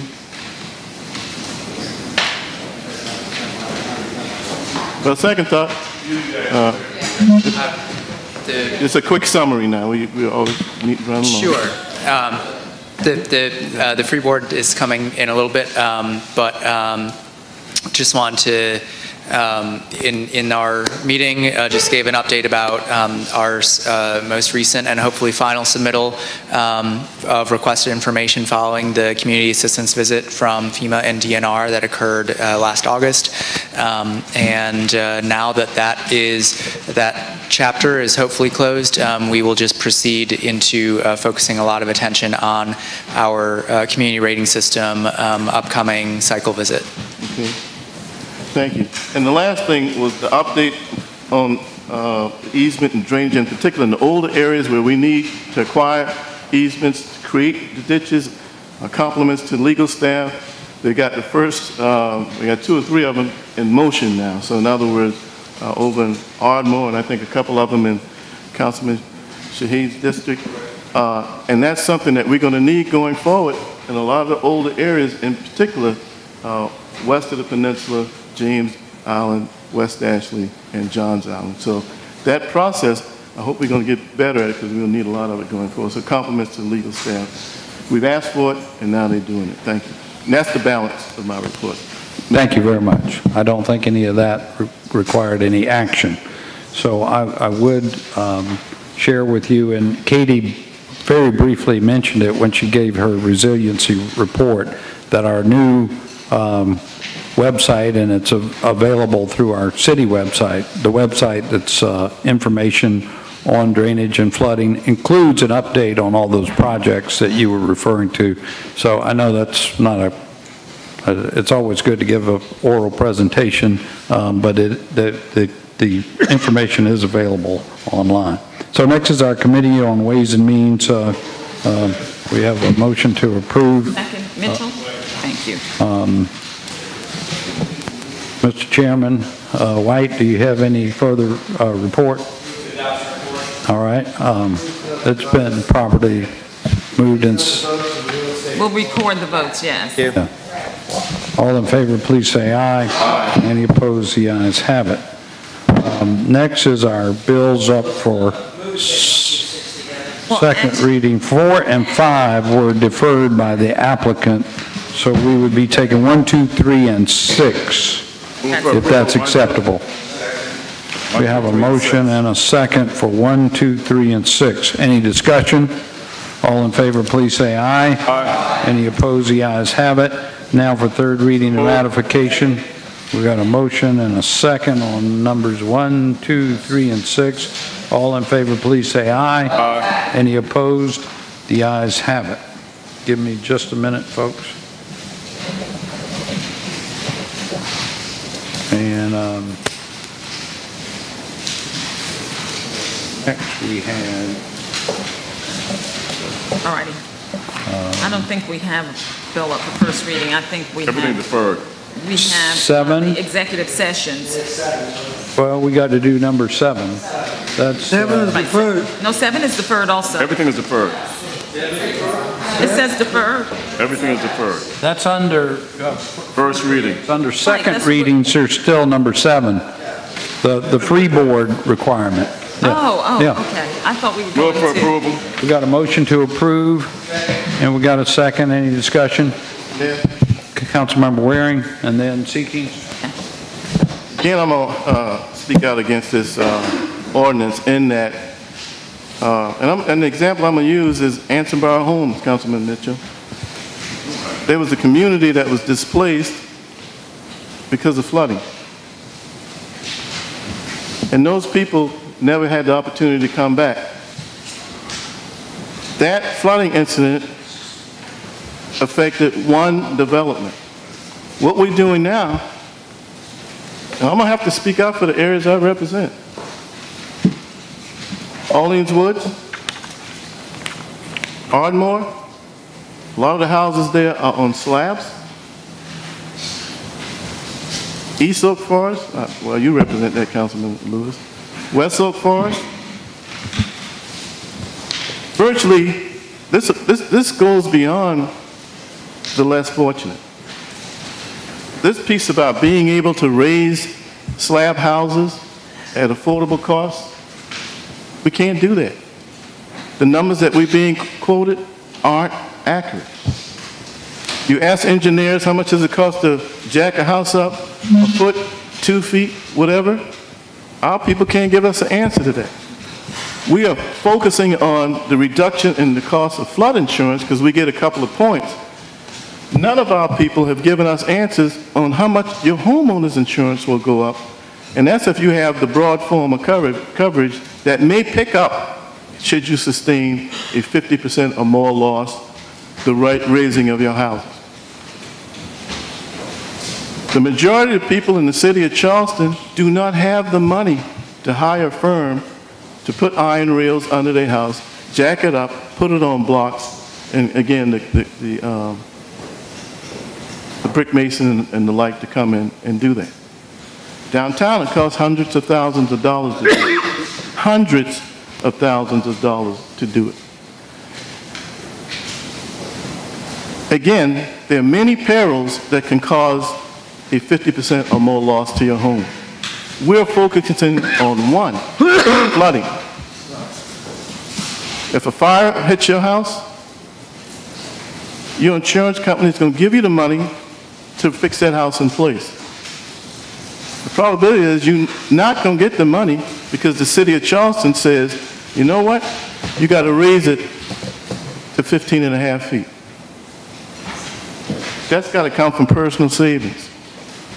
And we've heard where, and this was in our report, where I guess the federal government now is looking at, right now there's a, I'm going to call it a grant, for lack of a better term, to raise your house, they'll give $30,000. Well, I have a person in my district who happens to be a fireman. And he and his wife has experienced at least 2 flooding events that took them out of their homes. I think it's been 3. They've been trying to get the $30,000 to raise their house, and it's been in excess of 4 years. They hadn't got a penny. So if the federal government carries that to $60,000, we hope they do, how long does it take, or how long are you going to be displaced? What we're looking at is potentially, if we have an Andrew that were to come through,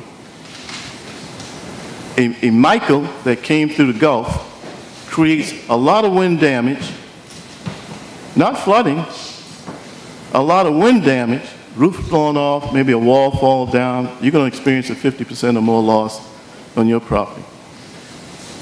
You're going to be displaced. You get the money to repair in place, and the city of Charleston says, no, no, we're not going to issue that building permit. You got to raise your house up. The mayor and I have had this conversation. He said, well, we already at FEMA +1.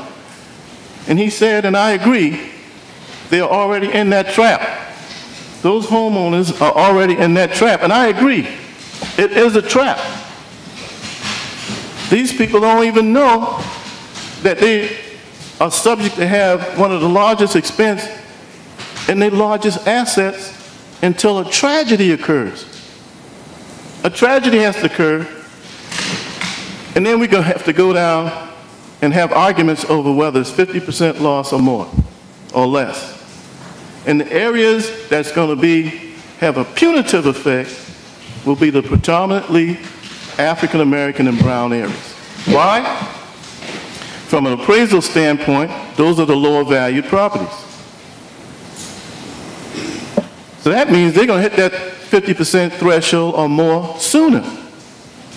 Last month I brought the example of a lady in Councilman Lewis' district whose house from the county assessed value is $51,000. So she gets $25,501 worth of damage.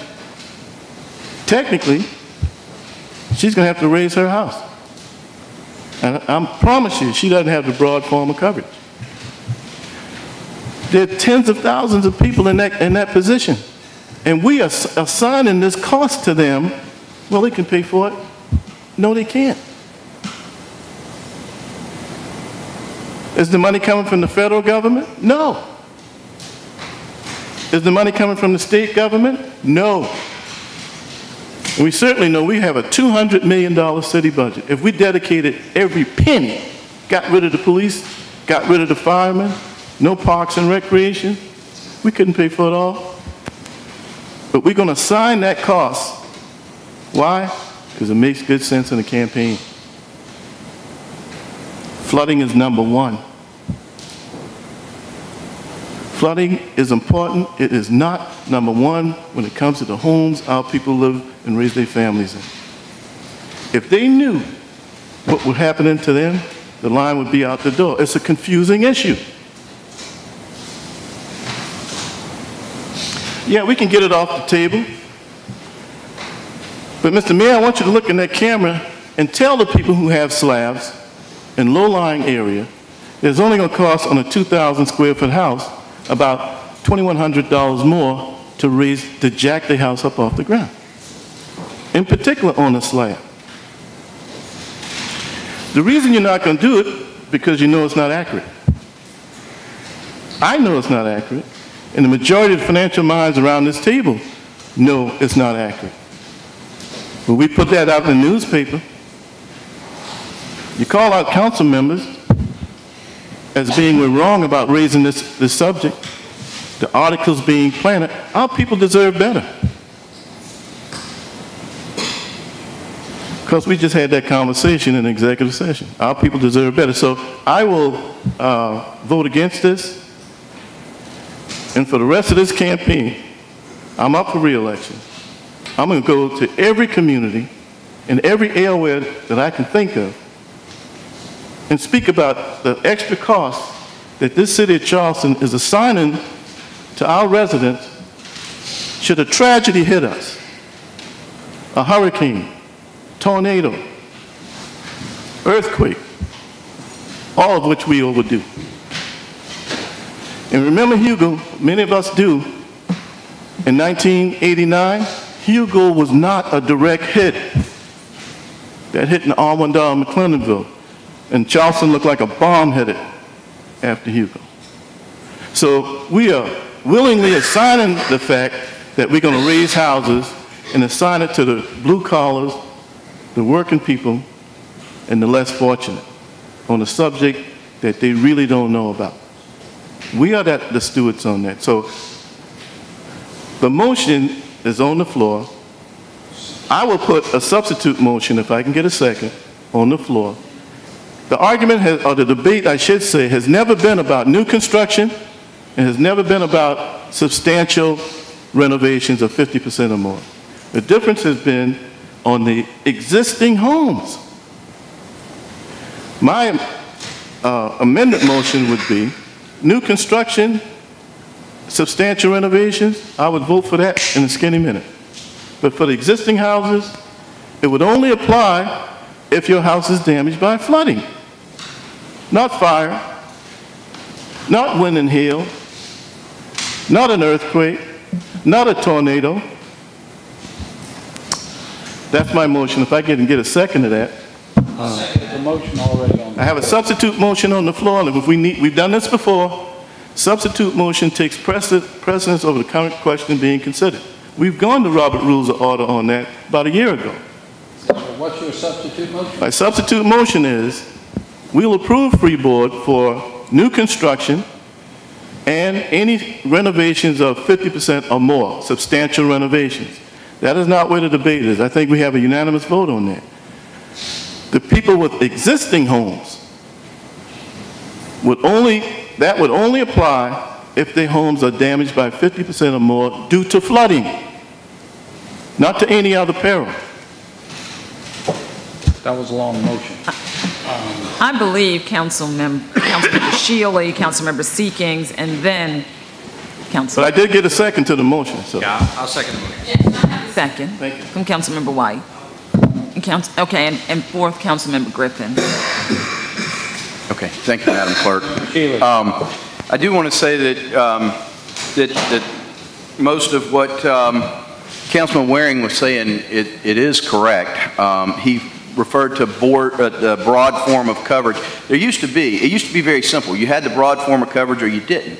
It's actually a little more complicated than that with homeowners insurance today. Homeowners insurance, since Hurricane Katrina, insurance companies have kind of changed things on homeowners insurance.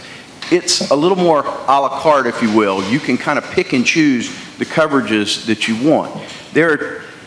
Most people, when they're quoting, particularly if they're buying a home, people are quoting and they're looking for the cheapest possible quote out there. And that's just, and I blame it on the insurance industry more than anything, because 15 minutes or less, we can save you 15%. And that's all people think about is, how much money can I save? They're not really worried about how well am I covered. Now, there are some people that are concerned about how well am I covered. Those people may purchase a couple of different optional coverages on their homeowners insurance. That would be building codes coverage and building structure reimbursement extended limits. Now, if we're looking at saving money on flood insurance, I went back with my staff since we talked about this in the last council meeting, and I looked and compared the difference in the price for those two coverages on your homeowner's insurance compared to the amount that you save on your flood insurance. And I can tell you, in most cases, you're going to pay significantly more to be covered correctly and to have those coverages, those additional coverages on your homeowners than you're going to save on your flood insurance. So if we're just doing it for a matter of fact of saving some people a few dollars on their flood insurance, if they're going to be covered correctly, they're going to need to purchase this additional coverage, and it's actually going to end up costing them more for insurance than what they're going to save on their flood insurance. If they choose not to purchase those coverages, and let's say that they're at 1 foot above base flood. Now they're going to have to rebuild their home at 2 feet above. They're not going to be properly covered at that point. Most homes built before 1974 can be below base flood elevation, because in 1974 is when FEMA came in and made these standards where you had to be +1. Most homes built before 1974 are not even at +1. A lot of them are below the base flood elevation. So they may be building their home much more than 2 feet. So in doing this with existing homes, there will be a lot of underinsured people. And if we have losses of more than 50%, people are not going to be able to rebuild their homes. So a lot of what Councilman Waring said is absolutely correct in that regard. But I also want to make the point that we may not actually be, if we're covering them properly, we may not actually be saving them money on their insurance overall. Thank you, sir. Mr. Stevens. Yes. Mr. Mayor, Stephen, I voted for this from first reading reluctantly, a couple of reasons. One, we were talking about new construction and fill dirt. Have you given any more thought about whether or not under this ordinance we should require no fill dirt to meet these requirements in new construction? Sure. It is something that we discuss a lot in our office, and it is not something that I believe should be rolled into this particular ordinance amendment for consideration, because this ordinance amendment is meant to apply citywide, and the application of regulations regarding fill, I think, require a bit more research and understanding of different areas of the city before enacting a regulation of fill citywide. So I think that the two certainly are related, and that we need to continue our investigation of fill regulations. But I'm not certain that this ordinance amendment is the right way to roll those together. Fair point, but I mean, we are going to be looking at our stormwater regulations. Correct. That's coming. We've got a new stormwater director coming on Monday. Your office is just going to be right down the hall from him, and I just don't understand how these two pieces of legislation, these ordinances, aren't going to have to work together. And I mean, if we enact that rule and regulation, it's going to affect this ordinance as well, right? Well, I would say that any action taken on this ordinance would inform what gets written into our update of the stormwater manual. So yes. which goes first? I mean, that's why, I mean, I don't know how we deal with that. Do we send a message tonight saying new construction, no building up fill? Because that's just moving water around. That's what we're doing. I mean, we're going to create issues for other people when we have people using fill to raise up to the new freeboard requirements. It's just, and that's going to happen, right? You can't put enough fill over the earth to not move water to someone else if you go up 2 feet to meet these freeboard requirements. Well, I'm not there yet. I might want to start all over. The other thing is, we talked about historic district requirements and exemptions, and we had a conversation with Mr. Lindsay. There's no exemption, right? You have to apply for a variance. I mean, can we build into this ordinance an automatic exemption upon application as opposed to a variance? It can't be an exemption from the ordinance, but I'll tell you that right now the variance process for a historic structure is very straightforward. I get it, but it still requires someone to take up an application, listen, and have the power to grant or not grant it, right? I mean, Correct. There is the possibility in the historic district that your variance could be denied. That worries me on this one, because that just opens up a can of worms of epic proportions in the whole historic district. So I think we should build into this ordinance that if you're going to, in new construction, you can't use fill dirt to go up to 2 feet freeboard requirement, and there's got to be a way to have some form of streamlined process rather than a variance in the historic district. Without those two, I'm not going to support it. Councilmember Griffin, then Jack. Excuse me, I'm sorry. I've just got a couple of points to make here. How much leeway do we actually have in drafting this ordinance with FEMA when they come for this visit? Because when this first came up to Public Works way back when, you know, we had to have a pretty specific ordinance in place in order to get the credit. So is by us excluding development that's already in place, is that going to exclude us from getting the reduction, or excuse me, move from a level 6 to a level 5? Yes. Okay. Here's my other point. We talked extensively about the new flood maps that are going to be coming out. And we talked about how you've seen some preliminary maps, and there are fewer properties in the 100-year floodplain in these new maps than there are currently. Also, the elevation of people's homes is going to change.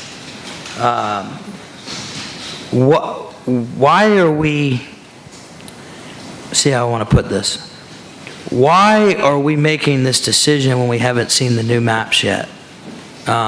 Because we're gonna, I mean, yeah, they might come in August. That's when you expect them to come. But if the new maps haven't come in yet, how do we know that we're making the right decision? How do we know that we're in the right place at that time? I mean, that August visit or whenever it might be, you're not even exactly sure they're going to come in August yet, are you? No. You just expect them. It's about that time. Well, I mean, Charleston County's kind of dragged their feet a little bit on these new maps. We haven't had a new map since 2004. You're expecting by the end of the year that we should have new maps implemented. I mean, that is a big part of this process. People need to understand their elevation is going to change. It's going to change their insurance coverage, right, by changing what their elevation is. So, and also, I wanted to bring up, I wasn't on council back in 15 when y'all went to FEMA +1, but I'm interested to know what sort of conversation took place then. Did it happen kind of quickly, or did y'all have this same argument back then? Because I'm concerned, you know, Councilmember Waring, you say that, you know, we've already put people in a trap, and by doing this, we could be extending that trap. But I have a bad feeling that, like Councilmember Shealy said, he basically made my decision for me tonight, because I was going to vote yes on this, but when we're talking about saving pennies and could cost people a lot of money, because I mean, if people go out and get the right coverage, it's going to cost a lot more than what we're going to save. We're going to save 5% what we're saving now. Not to mention, it could drastically be fewer people that it impacts. But if we don't see the new maps and don't know where we're at, I mean, I got to vote no, just because I believe the new maps are going to show a lot less people in a 100-year floodplain. And I mean, it's not fair for us to make an ordinance and then try to go back and justify it later when we don't even have all of the information that we need to make the decision. Thank you, Mr. Mayor. I really appreciate your expertise, Councilmember Shealy, so thanks for being elected and being an insurance agent of good reputation and long standing. I feel like I'm sort of missing something here with this whole homeowners insurance deliberation, because I don't think the trap that you know, as you call it, has been created by the city. Basically, the trap is the disconnect between the elevation of an older home that is potentially built below the base elevation that FEMA requires. And if anything happens to that house, no matter from what disaster,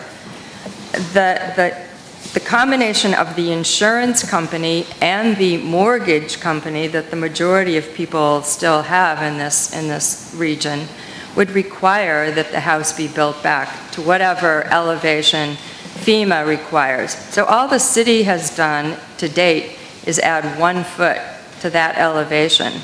Is that not true, Councilmember Shealy? I mean, if you have a mortgage on your house and/or you've got an insurer that says, okay, I'm going to pay you to replace your house, but you're not going to be able to build it back at the existing below flood base level. You're going to have to meet the code that's required in order to become insured again. As long as you have that building codes coverage, yes, but it's an optional coverage. Now, it is true that every once in a while a mortgage company will require that you have that building codes coverage on there. But the majority of the time it's an optional coverage, and if you do not elect to pay a higher premium to purchase that endorsement, then you're not covered. But it's an option for everybody, but a lot of people opt not to have that. Well, I don't even have a mortgage, but I've got a line of credit on my home, and they must be pretty smart because they are scrubbing our insurance policy every year. We have to send them the form, and they approve, you know, if we've got the right insurance. So I do think that we're making things very black and white when I think there's a lot of shades of gray for people. I mean, if we have people who cannot afford to have homeowners insurance, I think we should start talking seriously about having some sort of subsidy funds that would you know, help people buy insurance every year. That would be the problem. If we have disasters that we could expect could happen here in Charleston that would wipe out whole neighborhoods, we have to help people come back. So I really feel like we're maybe people are choosing to have too little coverage. I don't know anyone, and including my own children's generation, who are being that penny wise and pound foolish, but maybe there are people like that, and if there are, I think maybe we should help them be educated about how to be a smart homeowner and protect your assets. For most people, it's your major asset. But by taking away the opportunity for the rest of the citizens who are homeowners in this city and not have the opportunity to have their flood insurance discounted, flood insurance is going to continue to go up. That is a reality. And I think we would be missing that train for 5 years. I really do think that we need to have a more global understanding of what we would be sacrificing if we say no to this opportunity now. I mean, we could defer this for another week or two, or another meeting or two, but frankly, we've done that for the last month, and we still don't really have any other, you know, comparative information to look at. And I think that we are doing the right thing by saying yes to this ordinance and giving the homeowners of this city the chance to have flood insurance that at least has the opportunity to be more affordable next year than it is this year. So I am going to vote yes. Thank you. Councilmember Shade. Thank you, Mr. Mayor. So let me see if I can summarize this. I think that, so I understand it. If you've got a mortgage on your property, on your home, or line of credit, regardless if you've got the Cadillac of insurance or you got the bare minimum of insurance that the mortgage company may require, and if we do nothing with this ordinance tonight, or if we even accept Councilmember Waring's sub-amendment to it, I guess is the term, if we do nothing and something happens to that property because of a fire, a hurricane, a tornado, a train runs through it, and it damages that property to greater than 50% of its value, if we do nothing, it is required of you to raise that house to the FEMA level. Plus one. Plus one. Plus one. So if we do nothing, you're going to have to do that anyhow. So all we're doing at this point is making that plus one to plus two, and regardless of what the maps show, because the maps, if they change anything with the areas that we're talking about in the city, it's still going to be a plus one, regardless of what the maps show. It may fluctuate, but still, you may be in a new zone, you may be in an existing zone, and nothing changed, but still, it's a plus one. So if we do nothing tonight, the problems that we're talking about are still going to exist if your house is damaged more than 50%.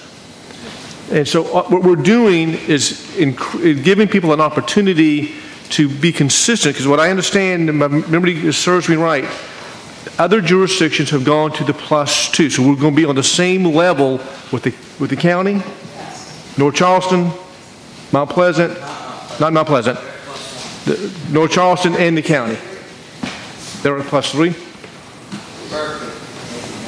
So whatever insurance we have existing now, if it's good insurance or bad insurance, they will still be in that, as Mr. Waring has called it, the trap, regardless of what we do. So all we're doing by increasing it to another foot is providing hopefully some relief that we're being consistent with other jurisdictions, and hopefully giving some relief when it comes to the premium on their flood insurance. And that's basically what we're doing here.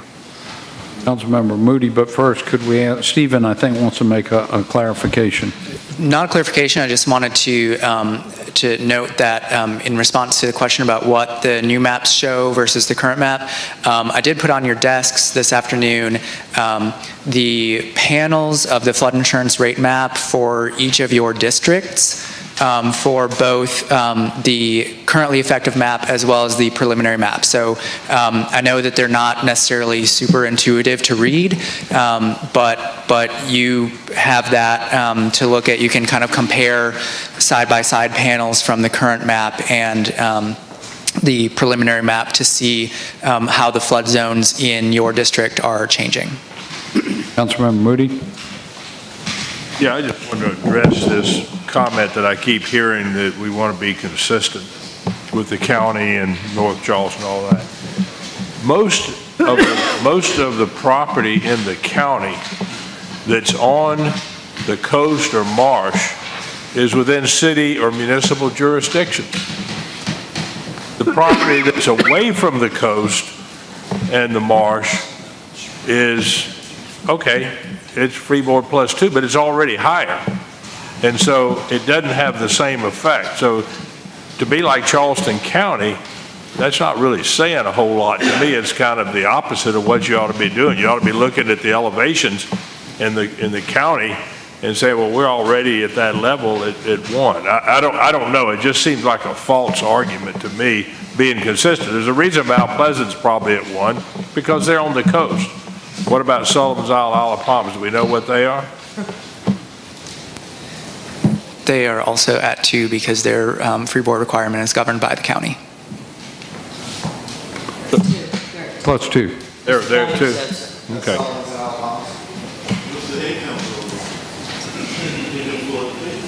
Yeah, well, that's another argument. I just always thought that consistency was didn't completely float. That there was a reason for that.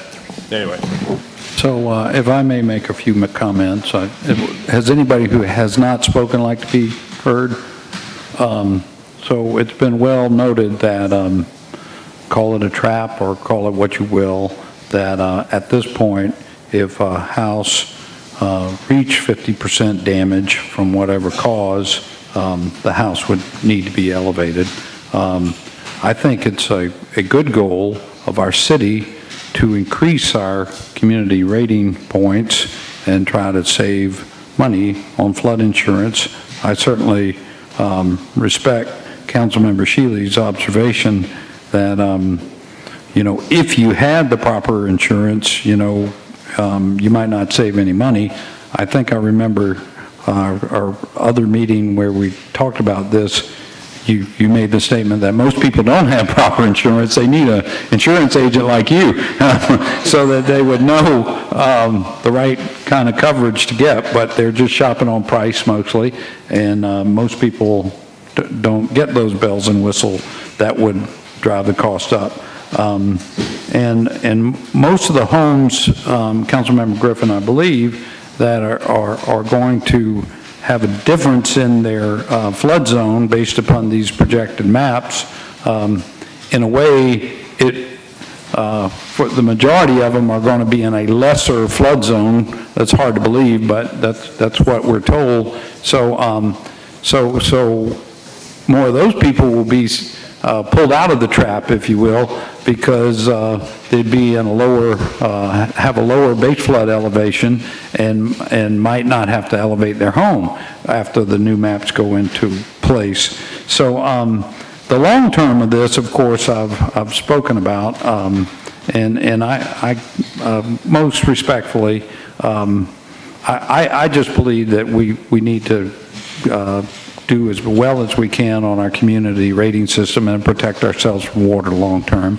It's been a goal of the city, I think, before I ever came along. Haven't we always wanted to do better in our community rating points? So I don't know if the sky's fallen, but I do know the sea level is rising. And over 50 years, we're projecting an additional 2 to 3 feet rise. And I just think it makes common sense to start building, and if we have to renovate a place, to get it up higher to protect it. So it was noted, and Stephen corrected the number after he looked into it deeply, because we've had to go back in great detail and study since 2015, January 2015, all the losses that have occurred in the city. And since January 1, 2015, they've only, with that big rain, with Hurricane Matthew and with Hurricane Irma, there have been 4 structures that reached 40% damage and needed to comply with what we're talking about. Admittedly, we haven't had a Andrew or a Hugo, and respectfully, I think the eye of the hurricane did go through Charleston Harbor, but it's that right-hand side of the storm that really gives you the bad hit. So that's why north of here was so much worse. But the eye of the storm did, in fact, I believe, go right over Charleston Harbor. But the point is, of those 4 structures that have now qualified to be renovated, 2 were already in our mitigation buyout program, and 1 has just applied to be in our mitigation buyout program. So really, in the last almost 5 years, only 1 property is affected.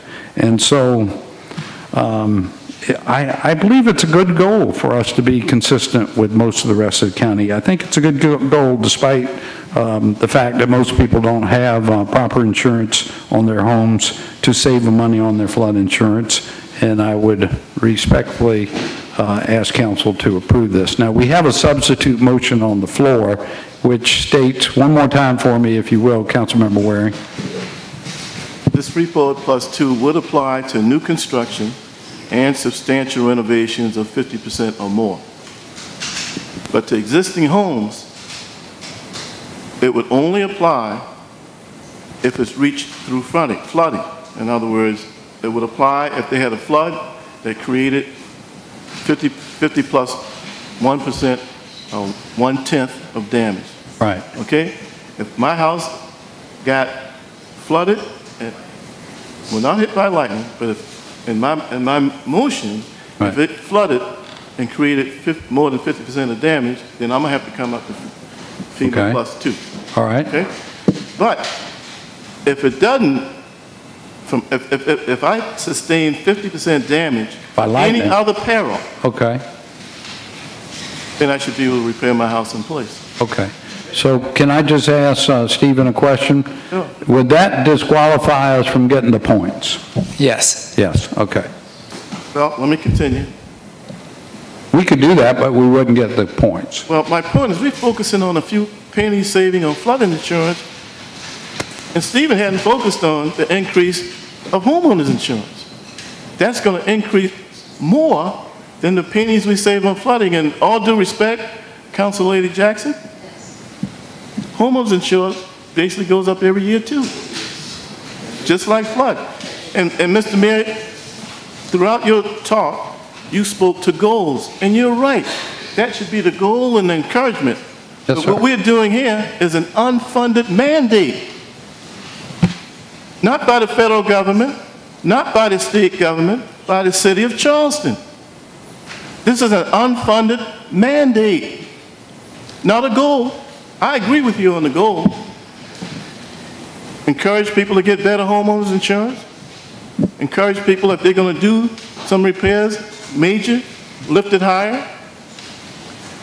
But by the same token, we not encourage them to save for the money that they have in reserve in the event that their coverage doesn't pay required to raise it up. And we know that this is, I mean, that sounds nice, the goal, we can get all city up to 15.5, but an unfunded mandate, I say no. All right, I think our council wants to weigh in on some point here. What I would request is if this motion, substitute motion, is passed, we're at second and third reading, and so I would ask if we could just give it second reading, let us go back and make the changes, and then bring it back for final reading if this motion is approved. I would agree with that, but I would like to ask, get the information on Phil Dirt as well. Yeah, and I meant to address that point. I think Stephen made a good point that one decision kind of informs the other. We're going to have a lay on this anyway, so I respectfully think the fill matter needs to be addressed in our stormwater manual, and if we knew what our freeboard needed to be, that would inform the changes that they need to make in the manual. Well, if it's plus one or plus two, with new construction, it still shouldn't be filled. That's right. You're right. I think we're all on board with that. Before we vote, can I just ask one really quick question? Yes, sir. I think I heard Stephen say with the substitute motion, we get no points no matter what. Correct. Councilmember Shade. And then just as a point of clarification, Councilmember Waring, I think I heard you correctly, but I'll make sure I got it right. So your motion would have the effect that if it's a flood and it's 50% or more, then this would cover it. Or if I have an existing structure and I voluntarily decided to renovate it beyond 50%, it would cover it as well. So the exemption that you're carving out would be the things that we had talked about before, like a hurricane or a tornado or a fire. Okay, I just want to make sure I was clear on that. All right. Let's call the question. All in favor of the substitute motion, please say aye. Aye. Aye. Any opposed? Nay. Okay, the nays, please raise your hand. Okay, so that's the 4. Okay. Motion passes. Yes, sir. All right. So for second reading, I'm not going to give it third reading.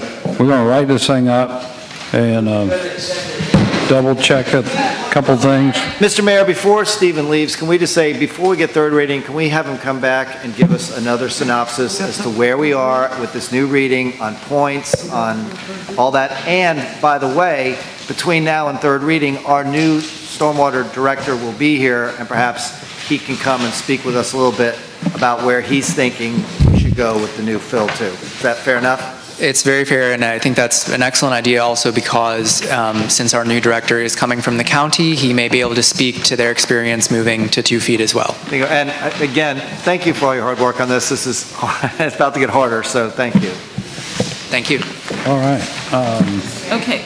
Are we at the... We have 2 executive sessions. We never finished the one on Ways and Means. Correct. For both purposes. I think we can pull that off. Oh, and that's right. Yeah. We also have to vote on the second reading. The second reading of the motion. No, we don't need to. We did second reading. We're waiting on third reading. We voted on the substitute motion. Okay, let's vote. All right, so the first vote approved the substitute motion. Correct. Now we need to take another vote just for second reading. Of the substitute motion? Yes. Second reading of the substitute motion. Any discussion? All in favor say aye. Aye. Any opposed? Nay. All right, it's the same 4? Yes. Okay. All right. Mr. Mayor, Mr. Mayor. Councilmember Jackson. Yes, I know that we have only deferred bills for first reading, but I would like to speak to number 2, if that's all right with you. I would, because it's listed here as an ordinance that's been requested by Councilwoman Jackson. I would like to move to have that ordinance withdrawn from our first reading agenda. Items up for potential agenda hearing. And I do want to speak to my reasons for withdrawing it. Yes, ma'am. I apologize for taking more time in the council chamber. We have a motion to withdraw L2. That's what I'm trying to find out. I don't know what. Item number 2 under first reading ordinances. Bills up for first reading. This was the... One about stormwater design standards manual. We had interim requirements that were proposed. Correct. And she's making a motion to withdraw L2, and I believe it got a second. Yes, sir. Any discussion? Councilmember Jackson. Thank you. I really would just like to address the council members and the public. I feel like we have benefited from the opportunity to entertain this ordinance. So I thank each one of you for agreeing to let me bring it forward in its current format. I especially thank Councilmember Seekins, who was the idea author of how we could have an ordinance like this, whose intention was to create a set of interim standards that would guide our stormwater engineering department between the time that we would have passed it and the opportunity to adopt our more permanent set of stormwater management regulations that are going to go into the new manual that we expect to adopt this fall. I try to be a realist, and I know that because it hasn't been on the Public Works agenda in a few weeks, and there has been the receipt of a couple of commenting reports as requested by the Public Works from the Home Builders Association first, and then from the developer community of the Chamber of Commerce. I know that based on the comments that came back from those two bodies, that the Public Works Committee would be very likely not to recommend that this ordinance be passed. And since it was intended to be a timely set of circumstances, I'm withdrawing it on the fact that it would no longer be timely. I do have to say, because I know that this is going to be an ongoing discussion and a set of decisions that we're going to have to make. So I feel very responsible to have introduced the kind of educated discussion that we really are going to need to have as the Stormwater Manual Writing Committee does their work. I feel like the letter that came from the Chamber was, in all due respect, long on protest and pretty short on concrete suggestions for informing this set of interim standards or any other design details that we're going to fully expect and engage in our manual as we review it for adoption this fall. So I do hope that we're learning from that experience, that we're going to be able to get better at that kind of give and take. The reason that I can be very peaceful about withdrawing this ordinance, because I still feel as strongly as I did when I tried to put the moratorium in place and then moved on to this more positive way of dealing with the risky designs that some of our developer friends are putting in front of our stormwater engineers. The reason I can be peaceful about withdrawing this is two things. First of all, I think that the stormwater, let's just call them the writing committee that is currently operating under the leadership of our engineer Kinsey Holton and at the mayor's invitation to council members and others, is a very robust and dedicated group, and they are drilling down. I recommend that you look at their suggested table of contents for the manual. It's as thorough and as specific as we could possibly want for our developer community to adhere to as they will have the opportunity to do that this fall. The other reason that I am very peaceful about withdrawing this ordinance right now is that in the process of understanding what we really do need in terms of the kind of protection measures to assure our citizens that they're not living in the surrounding neighborhoods of a new development that's going to continue to pour water into their streets or into their own yards, we have looked thoroughly at the current set of stormwater manual regulations that are currently being administered by the Stormwater Department. And those regulations are actually, have been a little under-enforced. I'm sorry if that's not a good phrase, but we have not been enforcing the fullness of our existing regulations. And I think that is starting to happen now with the mayor's encouragement of the stormwater engineers who do all the review during the technical review process, and with our new director who's about to take his role on Monday.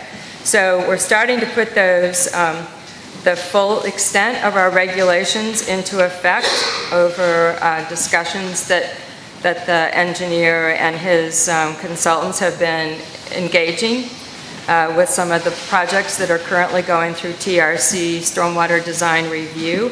And we're going to see results that will show us some redesigns and some use of more natural watershed-focused drainage and green infrastructure solutions.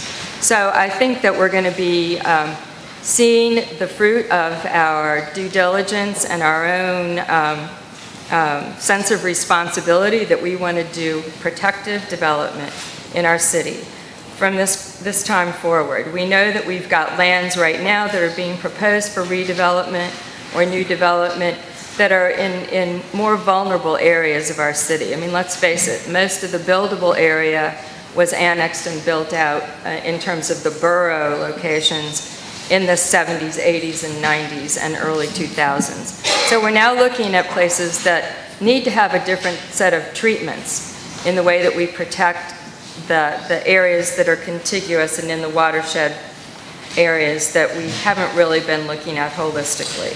So I just want to thank you for that opportunity. I've learned a lot. I know that many of you have really, been thinking about these things in ways that we're all going to have to get serious to do in the coming weeks and months. And so thank you for this opportunity. I'm sorry to go on so long, but I think it's very important. I would also encourage anyone who's got another ordinance that's been dying on the vine under first reading, that maybe we all get serious about withdrawing some of the things that are clogging up our printers and our citizens' inboxes when they try to draw down an agenda that we only have 2 or 3 items where we actually have for action. So I would encourage all of us to take that kind of responsibility as well. Thank you, Mr. Mayor. Any further discussion? All in favor to withdraw L2, say aye. Aye. Any opposed, nay. Now I believe we'll entertain a motion to go into executive session to discuss, may I ask you all to hold 1 second? To discuss both an annexation matter, a legal reference to annexation matter, and also an ordinance that's been proposed at M1. And Mayor, we should say annexation matter that was on the Ways and Means agenda. I do think we have to do this one and end City Council, then we've got to come out and reconvene Ways and Means and then go into executive session for that. All right. I thought we'll... Can we do them separately? Stay here, looks like everybody... I think we could just stay here. Do the City Council one first. Okay. Could I ask you all just wait 1 second? And we've got some staff that around. Let's do the first one across the hall, and then we'll come back and finish the second one. Maybe everybody walk out the window. Could I recognize Miss Willie? Kelsey Willie is with us here tonight, and I know we're going to act on this matter later after we resolve the budget, but I just wanted to share with you, I'm not a lawyer, but I believe her to be a fine attorney. I know her to be a good person, a fine person, and I want to thank her for her willingness to serve. All in favor of going into executive session, please say aye. Aye. Any opposed? The ayes have it. Thank you.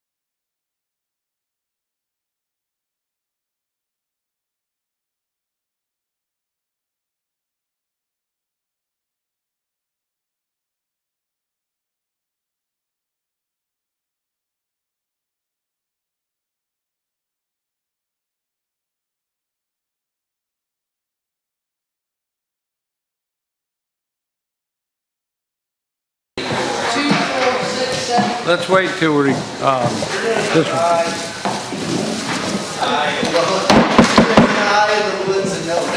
wait till we get the recorder on. Jennifer's going to be with us in just a second. All right.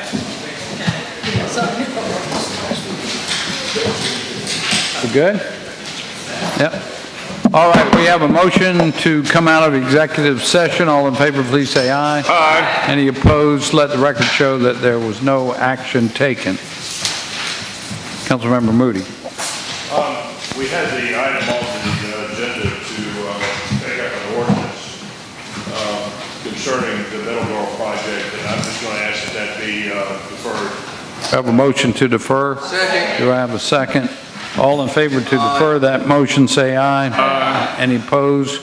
Any further business? Well, do we need to go back? Ways and means. We had a third-party review. We'd like to have a third-party review of the engineer out there, so I'll make a motion that we seek the services of Fallsburg Engineering to do that. Second.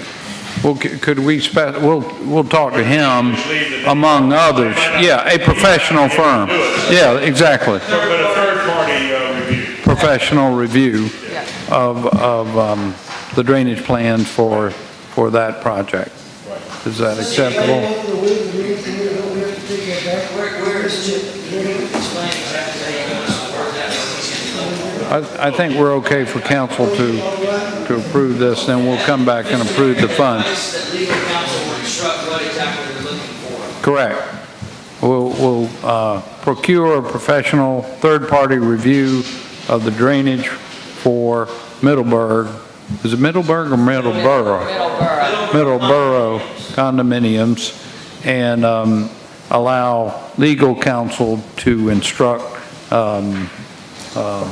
the scope of work. Scope of work. The scope of work. Okay. Any discussion? All in favor, please say aye. Aye. Any opposed? The ayes have it. Now, I'd like to reconvene our Ways and Means Committee meeting. Chairman White. Is there a motion to go to executive session? I so move 14 to discuss legal matters with Sacramento Code for the plantation district, Nash River, and West Nashville. So move. All of the next 5 seconds. Aye. Mayor, can we do that in here? It's about 20 degrees cooler. Yeah. There's no Yeah. So if anybody's not city staff relevant to this issue, we'd ask you to please vacate, and we'll at this point sign off from our video.